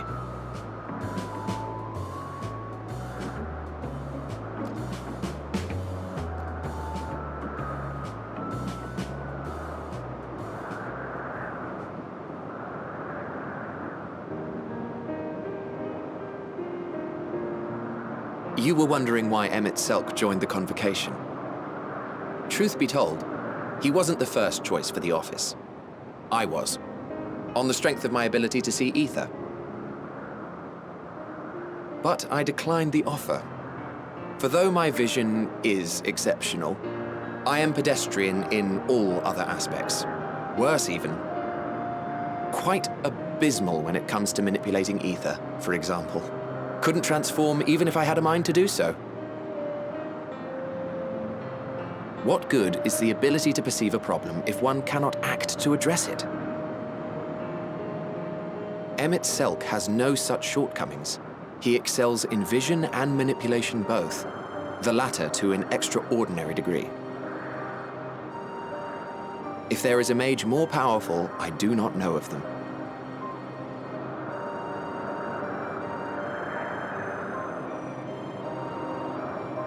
Thus did I recommend him for the office in my stead. And I wasn't the only one. Far from it. Countless others vouched for his skill and character. People the world over, to whom he had previously lent a helping hand. Oh, how surprised he was. Claimed he hadn't done anything remarkable for anyone. Modest to a fault. He deserved every bit of acclaim he received. Yet he may well have gone unappreciated were it not for a mutual friend. A singular soul who can't help but involve himself in the business of others. Where he walks, excitement is certain to follow. His antics irritate Emmett Selk to no end. But much of his grumbling stems from genuine concern. When our friend calls, he never fails to answer and lend his talents.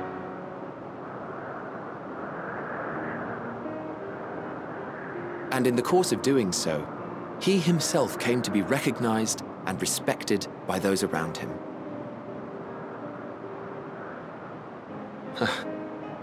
They are truly remarkable individuals, and I'm proud to call them friends. To help them realize their dreams. This will be my greatest contribution to our world. And when they have fulfilled their respective purposes, so too shall I have fulfilled mine, and together we may return to the star. Look at me, spilling my innermost secrets. I can't seem to help it with you. I can only assume it is due to the color of your soul. I just don't understand how you can be so alike and yet so different.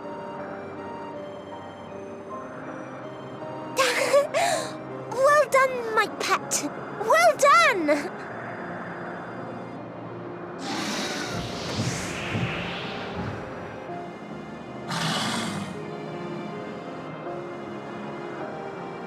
Ah, yes. I dare say the Charybdis will be fine here on. Why don't you go and signal to Emmett Selk?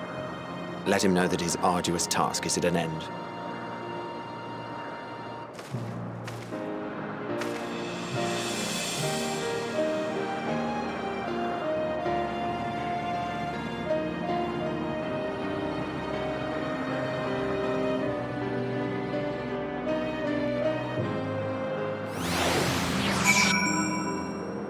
wonder how many generals are. Please, MXL, please. It's just me. Okay. I was going to say that would have been funny if like all the chat in this area was just that the entire time.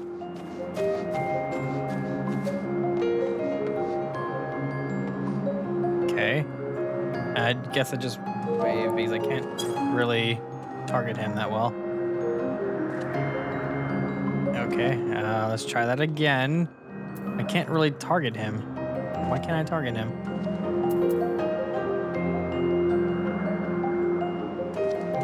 Can I miss? Oh, I guess I just do it here where this person's standing. I didn't want to wave to... Oh, that was just me. Did I get it right? There we go. Emerging from his reverie, MXL notices you and begins to descend with the Charybdis.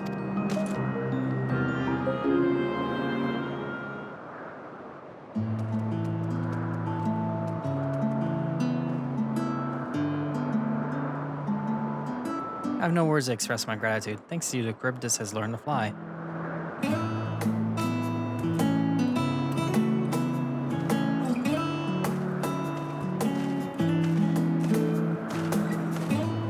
Azurius and I could relax and have a pleasant chat. I'm sure you did. The creature needed some small assistance at first, but soon it was flying more or less on its own. I doubt you'll need to repeat the lesson. Repeat, not replete. That was truly impressive.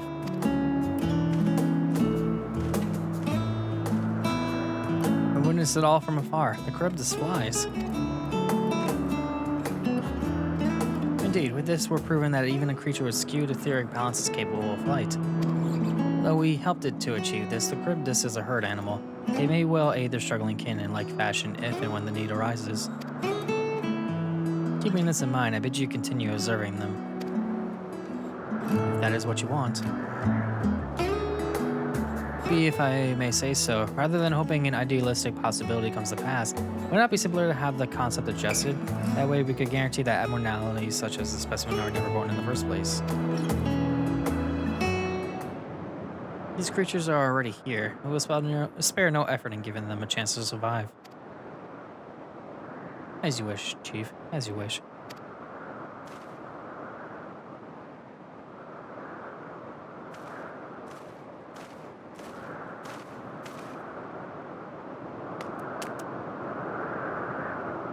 Hermes.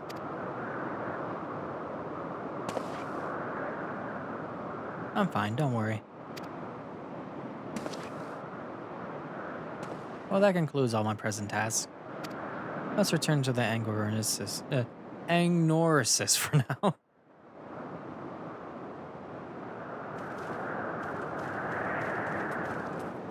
I like how they have us walk around the edges because they don't have an animation for this. Because I just kind of go boop, straight down because it would have looked really, really awkward.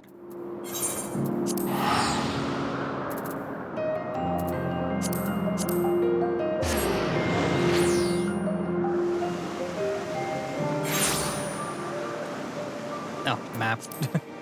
Facing the wrong way.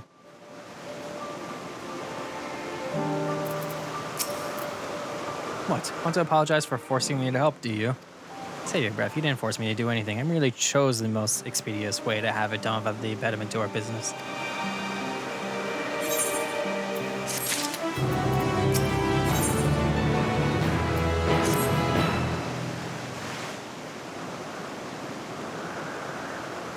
Tell me, Azurius, in the course of watching me, have you learned aught of value?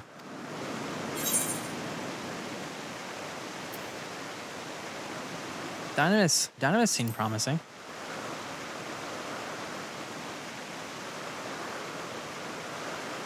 Dynamis, you say? Curious that such an obscure phenomenon should be of interest to you. Chief Hermes, what good fortune to find you here. Is something the matter?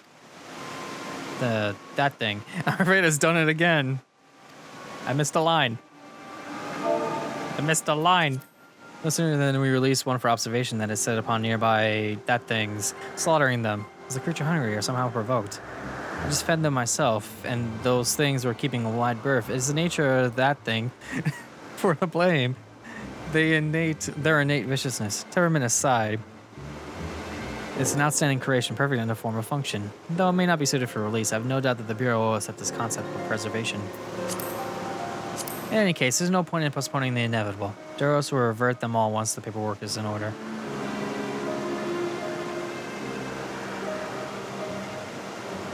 Where is the scene of the incident?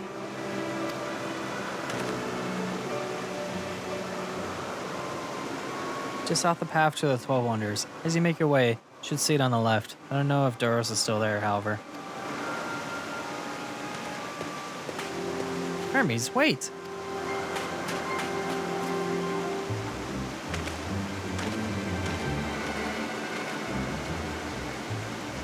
If this is part of his work, then I would observe. We follow.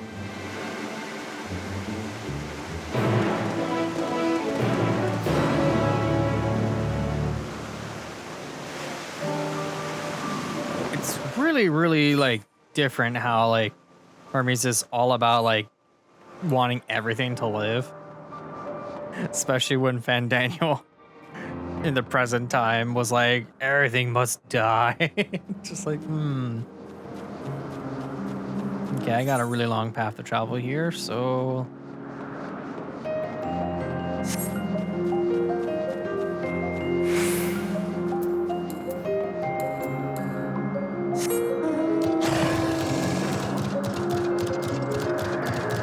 make do.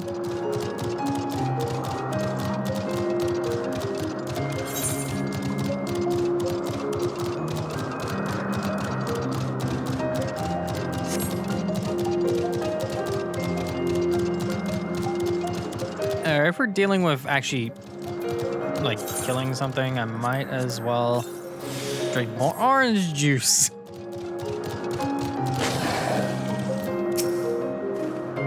The laceration and burns are unmistakable. Lycion was indeed responsible. But the creature is nowhere to be seen. Duros must have taken it away. The man makes his base at the 12 Wonders. I shall go and seek him out there. XIV and I will search the area for good measure, just to make sure the Lycion did not escape. Thanks. Let's meet at the 12 Wonders when you have finished. I'll go on ahead. Please follow with Azurius. Come, it's down this path and over the bridge. So down the path is just go this way, and then over the bridge will equal to that, with another return point. All right then.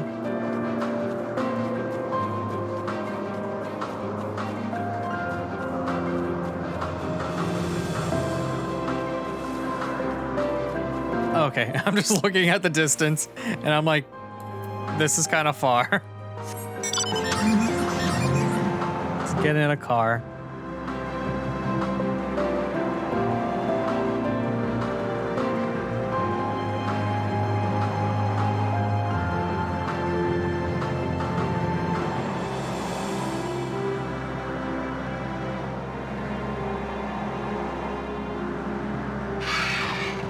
Oh, well, that won't last because I'm about to get into town and good. All right. You know what? I'll talk to you and then I'll go into. Ooh, ether current. There it is. 12 Wonders. Hermes is looking for Duros. Let's look for Duros too. A man with long blonde hair, I think. I'll know him when I see him. All right then. Let's attune to the etherite.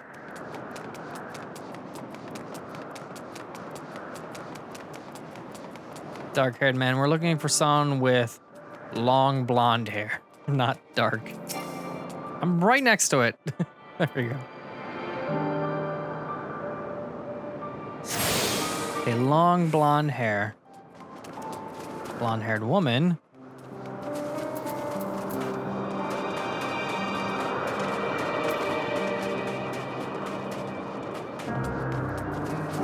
I'm gonna assume in that building.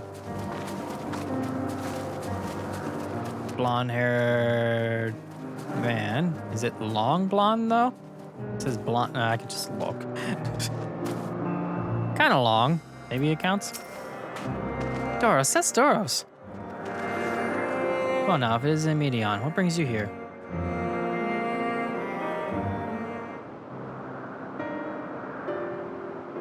Oh, I thought I heard familiar voices. How did we get here first? I didn't realize you two had decided to help me search for Doros. Thank you. You're in charge of the Lycaons, I believe. Where are they now? Out in the field in restraints. Frenzied as they were, I couldn't well return them to Kittisis. Once I submitted my report, I'll see them reverted without delay. It's as he says, the beasts are indeed quite ferocious. Yet you're one of the 14. What brings you here? Nothing you need to concern yourself with, as you were. We've heard the news that, Lycaon slaughtered you pets. As an observer in charge, are you an opinion that they should be reverted? I am. Their abnormal aggression and exceptional strength makes for a highly problematic combination. I can't talk right now. It matters not where they are released. Lycaons would threaten other species and disrupt the natural order. Are they Lycaons or something like that? Could it be that the specimens observed are an outlier? Highly unlikely. We've created a good many of them, all exhibited the same tendencies. Even when we used Kairos to begin with a fresh slate, their behavior was unchanged. Kairos? A memory reconfiguration system. The chief himself created it. It allows us to erase our altered memories, but we may observe creations in different environmental conditions without needing to remake them from scratch. Quite impressive, and potentially dangerous, depending on the intensity of the etheric emissions. Pashtarot may wish to have words with you. Rest assured, I've kept all values within prescribed limits. And to prevent misuse, these applications are limited to those authorized by the Chief Overseer. Do not misunderstand. To manipulate the subject's memories is an intrusive act that I deeply abhor, but it's still preferable to execution. Come now, Chief. Let's not be so melodramatic. What was born of ether is simply being reduced to its original state. I know the distinctions concern you, but we mustn't lose sight of the bigger picture, making rational choices for the sake of a more preposterous star. Prosperous, not preposterous. If the creation cannot be properly studied even with the aid of Kairos, we remake it. If a creation is deemed a detrimental existence, we unmake it. Just for all the greater good, and unquestion the necessity of such routine processes. As any of these things I do, I would never think to unleash a clear and undeniable threat onto the world. Yet, insignificant though their individual lives may be next to all creation, is all the Lycaons have. Before we seal their fates, we owe it to these beings to exhaust all options, ensure that nothing has been overlooked. If you insist, let me provide you with a full report, and we may take it from there.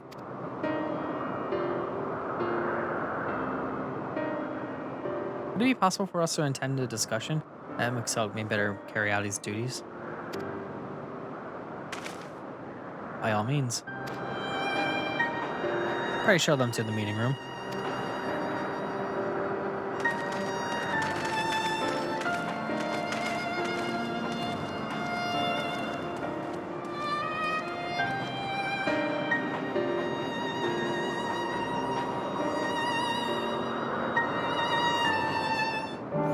It's kind of unique because Van Daniel in the present time with the towers, when people were tempered and when they came out of tempering, they had no memories of what happened. Huh? Things are like starting to come together a little bit there. To man, other beings are just things to be used and controlled, like magic. That's what Hermes told me once. So, is tempering as a concept related to this in any way? That's what I'm kind of curious about. I fear this discussion may take a while, during which time. Meteon, are you feeling unwell? It's not me, Hermes, it's you. I won't go to the meeting. I'll stay with Azurius. Although I'm to impose, may I leave Meteon in your care again?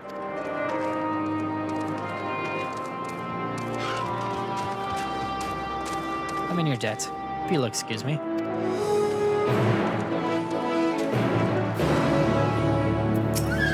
Can you help me with something, Azurius? The meeting will make Hermes sad. I want to cheer him up with a flower. Hermes likes flowers the most of all the creations in Elpis. Most creations are expected to be interesting, are beautiful, are strong, better in some way. Flowers are different. They're designed to suit our emotions, what we feel and want to convey. Hermes likes that. I can't make flowers, so I'll search for one. I want you to search with me. I start here at the 12 Wonders. Okay then. Flowers. Let's go to the tree in bloom.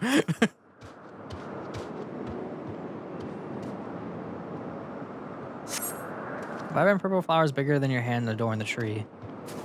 Oh, so big and bright. I love them. They might be too bright. You have to think of the recipient. That's what Hermes said. Okay. Think of the recipient. It's under tree.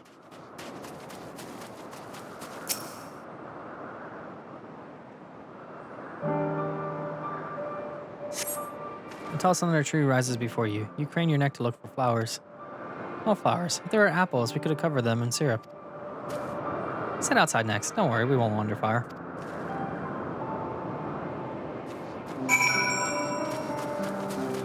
I thought it was going to be something a lot more stupid than that.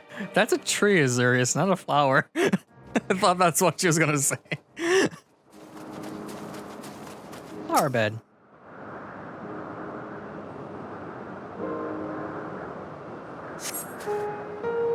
An array of beautiful flowers grow in the bed, their mix of colors forming a pattern. These would be better for Hermes, but they're hedged in. It means we shouldn't touch them. They're either under observation or poisonous. Any other place should be fine, though. Let's keep looking. Huh. That's actually a really smart idea, hedging in flowers like that. It says, hey, don't go in this. Also, please don't attack me. Thank you.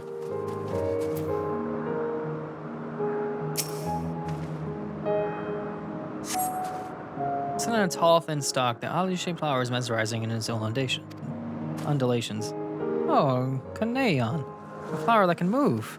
When Hermes wasn't looking, he shot seeds at him. Not a good gift, maybe. Where's your good, Azurius? Oh, spotting flowers. We'll find something soon. Yeah, those things were really, really annoying, Redania. Every single time I would just sit there and just walk by something and then pff, ow, ow, ow. And just have to sit there and run away from it again and again and again. Okay.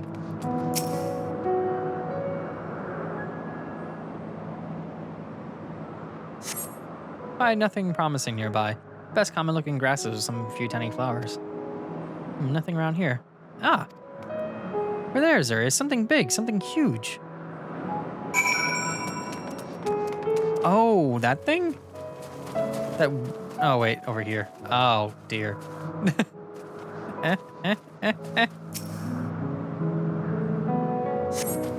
terrible stench reminiscent of sudden old roots pervades the air. Without a doubt, the culprit is the mobile-like creature before you. It's an Adonis. The things around his mouth look like petals, but the flowers are the orbs on its head.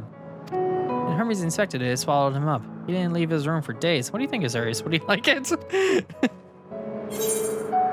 I'd rather not go near that thing.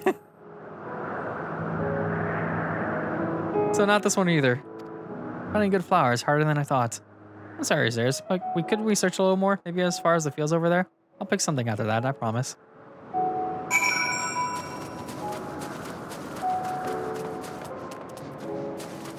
Okay, let's try to avoid enemies if possible.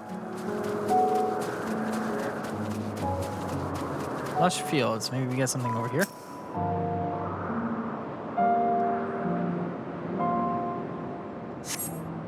Lush green fields stretch out before you, ending where the sky begins.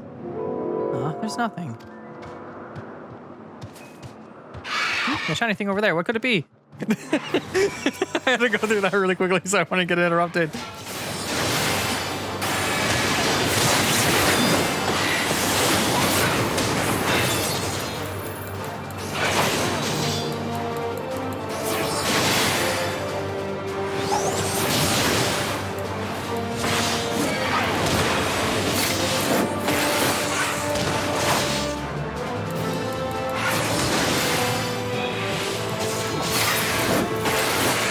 right, good.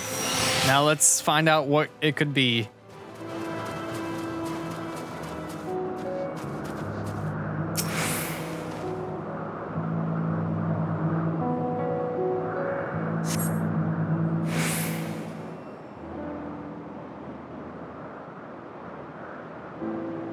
Oh, Elvis flowers, they're here too.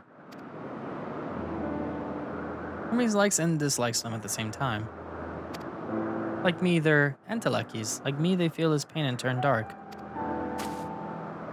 That's only for Hermes, though. For others, it's always white and bright.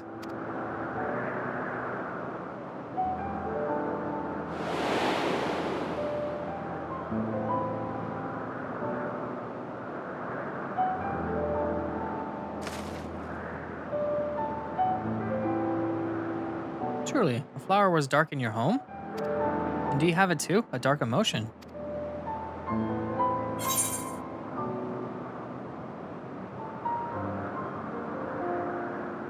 I dare say I have a few. Been plagued by doubt and anxiety. I have felt great fury and frustration. I know the pain and sorrow of loss.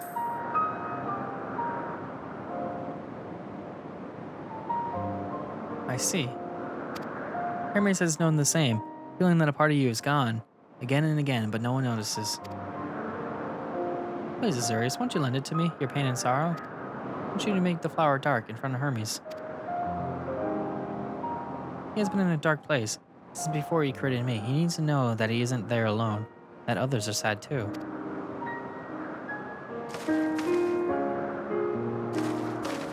Surely, you do it.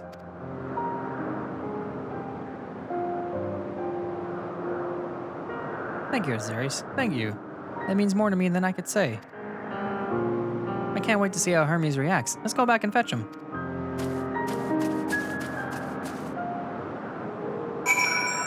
Okay. I guess I'll just warp back.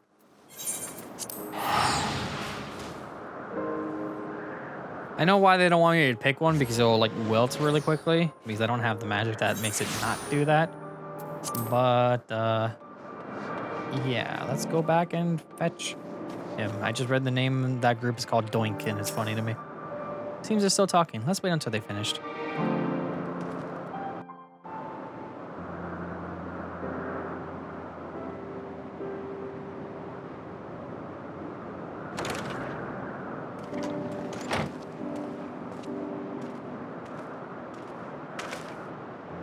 Hermes!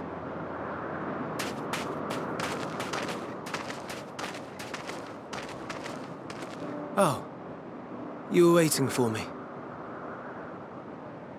You've finished talking? Yes, we've come to a decision. My thanks for keeping Meteon company. Emmett Selk and Hythlodaeus have already retired to their rooms. There is room for you too, if you would follow me. Wait! I want to show you something first.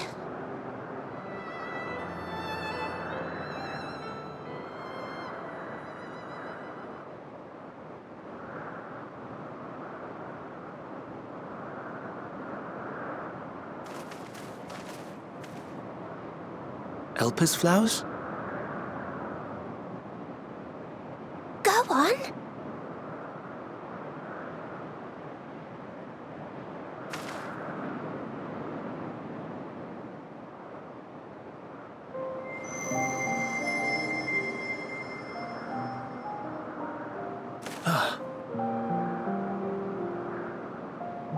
You're not the only one, Hermes. Others feel sad too. You're not alone.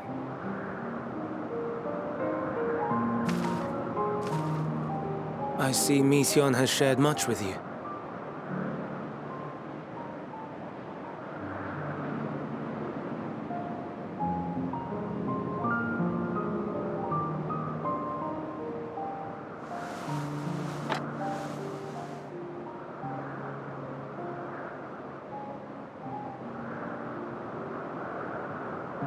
May we talk a moment?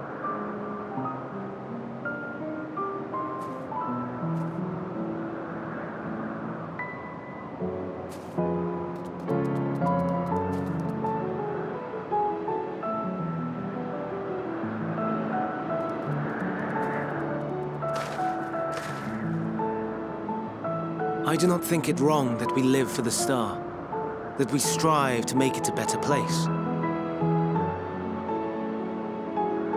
And yet, in carrying out my duties here, there are times when I am plagued by doubt. Do you recall what Hythlodaeus said when we first spoke of my nomination? Death is the privilege of those who have fulfilled their purpose, a choice they embrace of their own free will, and when they depart, it is always beautiful. Perhaps it is, but only for man. Creations that he deems useless are discarded with nary a second thought. Some scarcely born into the world, afforded a handful of breaths before life and potential are abruptly extinguished. We make an effort to spare them the pain. They sense what awaits. Rage and anguish and cower and fear. And it is not beautiful. Yet no one cares. No one. So fixated are we upon the duty that we do not pause to question the method. Pain and suffering, confusion and despair, writ plain in the eyes of those poor creatures. Yet no one sees. We turn a blind eye and carry on in blissful ignorance. Not amiss. And always, always the blossoms shine pure and white. A contradiction so blatant I could scream, want to scream. How can you all accept this aberration? Then I wonder, am I the aberration for thinking thus? And I am filled with dread. But now I know I'm not alone. Not the only one for whom the flowers weep. I won't ask what you thought as you kneeled beside the Alpes, or if you only did it at Meteon's insistence. Nevertheless, I thank you. To know that you too have experienced suffering is a comfort.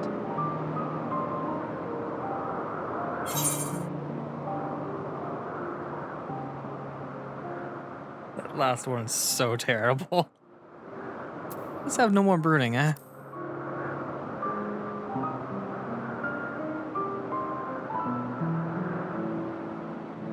Indeed. Difficult though it may be, I must endeavor to be strong like you.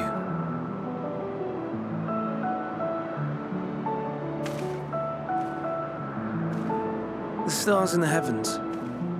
Know you what they are?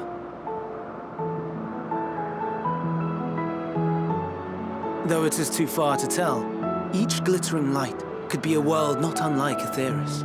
A world filled with life. So many stars, so many lives. For us, there may be no higher purpose than to live for our world. But what of the other living beings out there? What is it that gives their lives meaning? That drives them day after day after day? To pose that question to our undiscovered cousins, I created beings of dynamis, who can traverse the vast emptiness between the stars. Meteon and her sisters. Aye, sisters. She has a great many of them, and they have already departed on their journey, traveling to one star and then the next in search of life.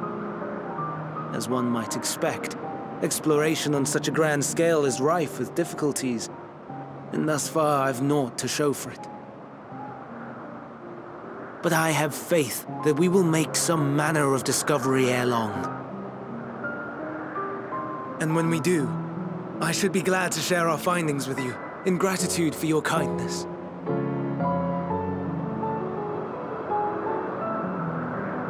It's getting rather late.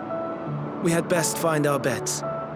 It would not do for both of us to be sleep-deprived on the morrow. Come, Meteon. Let us head back. All right!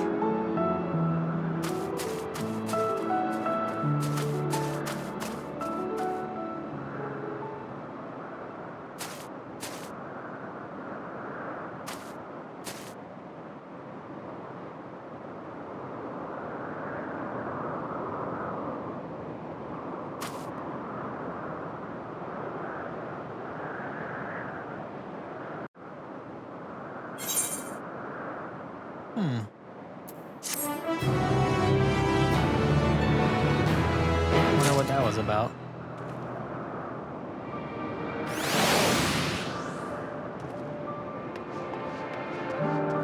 Alright then. That's a quest title name. An all too brief interlude, perhaps, but it's time I attend to my next task. As Zelda and Hiflodeus are aware, we reached a verdict regarding the fate of the Lycaons. 7 were created for observation, and all 7 must be unmade.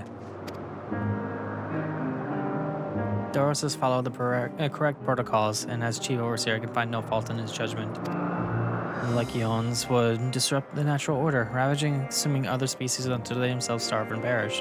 They cannot be released into the wild, and they cannot be allowed to remain here in Elpis. I intend to petition the Bureau of the Architect to have the concept preserved as a restricted purpose, hazardous life form. Hiflodeus has pledged to support me in this endeavor. Yet whatever the Bureau decides, the existing Lycaons have served their purpose.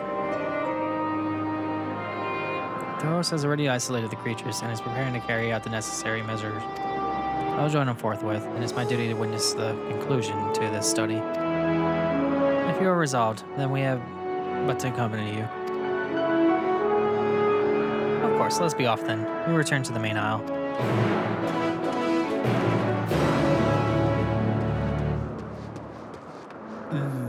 Getting a lot of unique quests here. Like, I'm learning a lot about things, and it's just so weird. Like, if you're engrossed in like a tale of a story or something like that, or a tale of like an MMO sort of a deal, I'm pretty sure that like people will probably be like, man, what happens next? What happens next? In this case, it's like we're actually learning about like the world like from a different perspective, and it's just kind of like whoa, like Matrix mind blown kind of whoa going on. So I'm really curious where this tale leads. Hello there.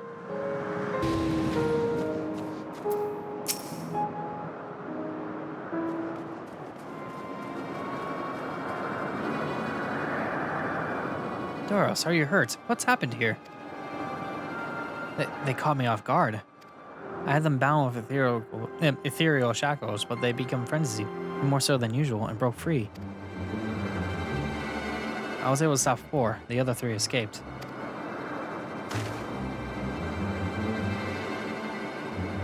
I see them. 2 have taken to the air above the 12 wonders.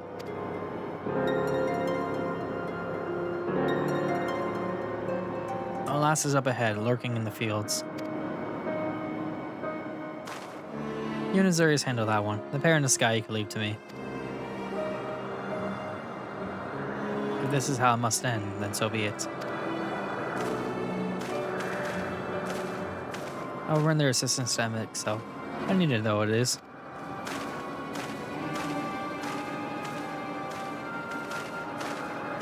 Meteon, you are to stay here with Doros. But Hermes? The Lycaons must be reverted. I will spare you their pain, and mine. This is my burden, not yours, but if you are intent on helping, then please follow my lead. That's right. Hermes wants Meteon to stick with Doros, who's injured, and next to 4 bodies of creatures. Yeah, that's, yeah. Maybe seeing about getting Doros indoors or something might be a little better, but that's just me. I guess we'll just take care of this one.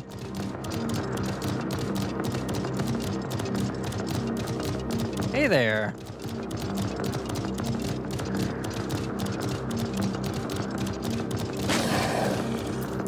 It's up there. Why are you hiding here? I appreciate your help and lament that is necessary. There is our quarry, within striking distance at it moved. At present, but it feels threatened. It may well flee beyond our reach. Here's my plan. If you approach slowly in full view and draw the Lycon's attention. Now I warn you, its abilities are as fiery as its temperament. Once it spots you, it will unleash orbs of flame. But fear not, by my measure, you are more than equal to the task. Withstand the onslaught for a few brief moments, and that will give me enough time to catch it unawares. Ready? Then let us begin. Okay, so just stand here. And I attack the orbs.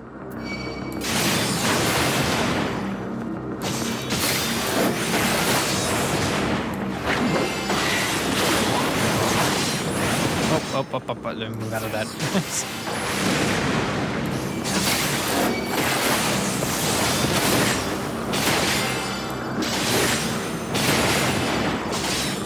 One strong orb.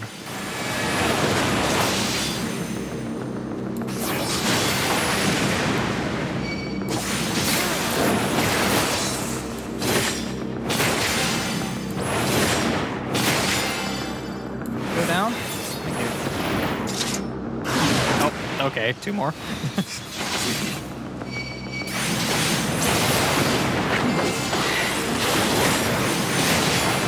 Well, this is a pain. Down a teeny bit. Oh, okay. Let me get out of that. And that. See if we can get you with one of these to make your health just go down faster. While your health is ticking down, I'll work on this one. Get out of that. These.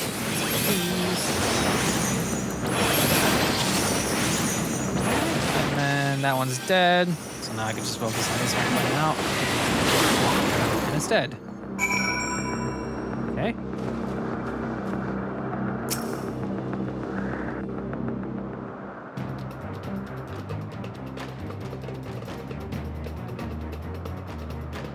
Now.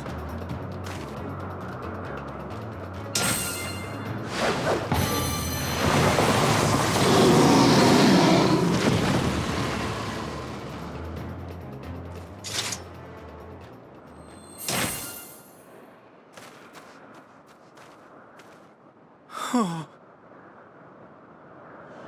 Forgive me. Please, forgive me. May you and your kin find peace. Wherever your souls may drift in the underworld, may you find tranquil seas.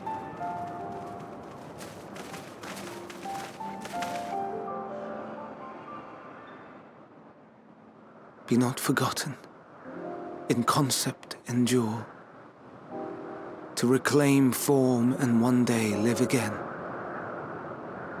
Serve not the star, or any purpose save your own.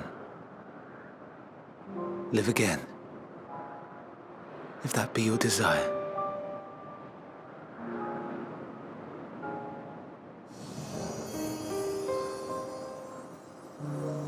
Hate, if that be your want. We are worthy. But leave your suffering behind. Lay down your burdens, be born anew. Fly high, fly free.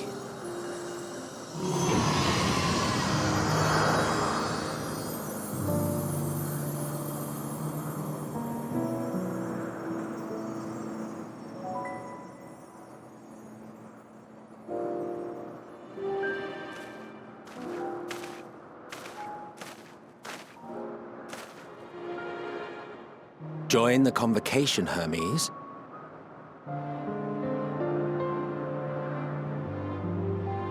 You do not belong here. Leave to replace another. To be replaced. It changes nothing. Tell me, do you think it right that we sacrifice all these lives for the sake of the star? And when the star has reached perfection, what then? If all who are satisfied choose to die, shall we all die in satisfaction?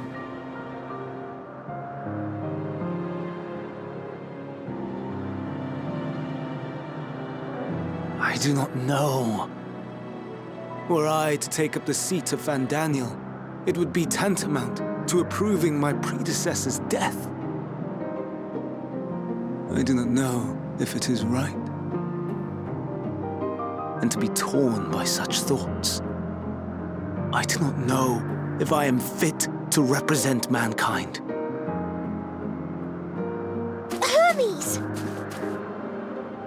Please don't be angry. It hurts so.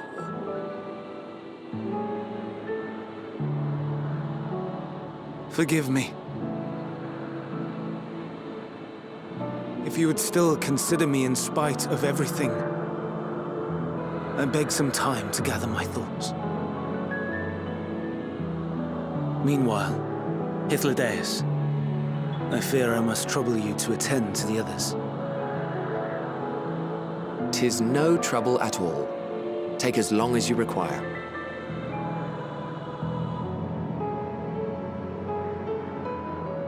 And you, my friend, I pray you find that which you seek.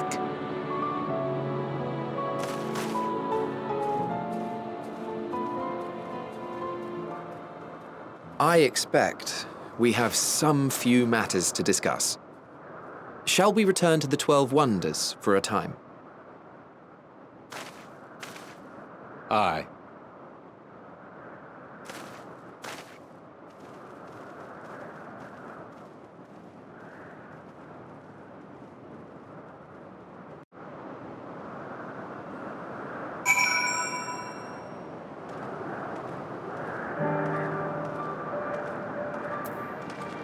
Well, the orbs were easier or harder to take down than the thing itself. He basically cast arrow on it and it just went down. The other Lycaons have been taken care of.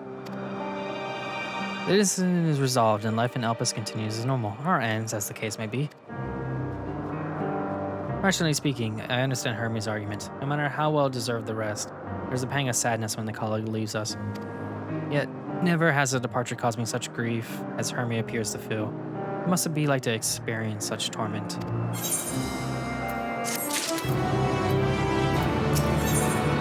Are you kidding me? Okay, I appear to have to level in order to continue the story. But also the quest itself is all question marks, even though I can read the name right here.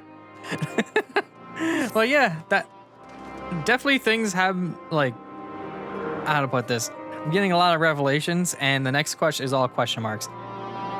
Technically, that means it's because I am not leveled, but I'm gonna leave it off for now here because it's been almost 8.5 hours, and I want to know more, and yet I cannot continue. So I will have to make sure I can continue at a later date. So I'd like to thank you all for coming. It's been a really good stream for me. I really love where the story is going right now. I love like all this mysterious intrigue of what's going on in the past. I can't wait to see anything further. I really want to see what happens next. So again, I'd like to thank you all for coming, and you have a good night. Bye-bye.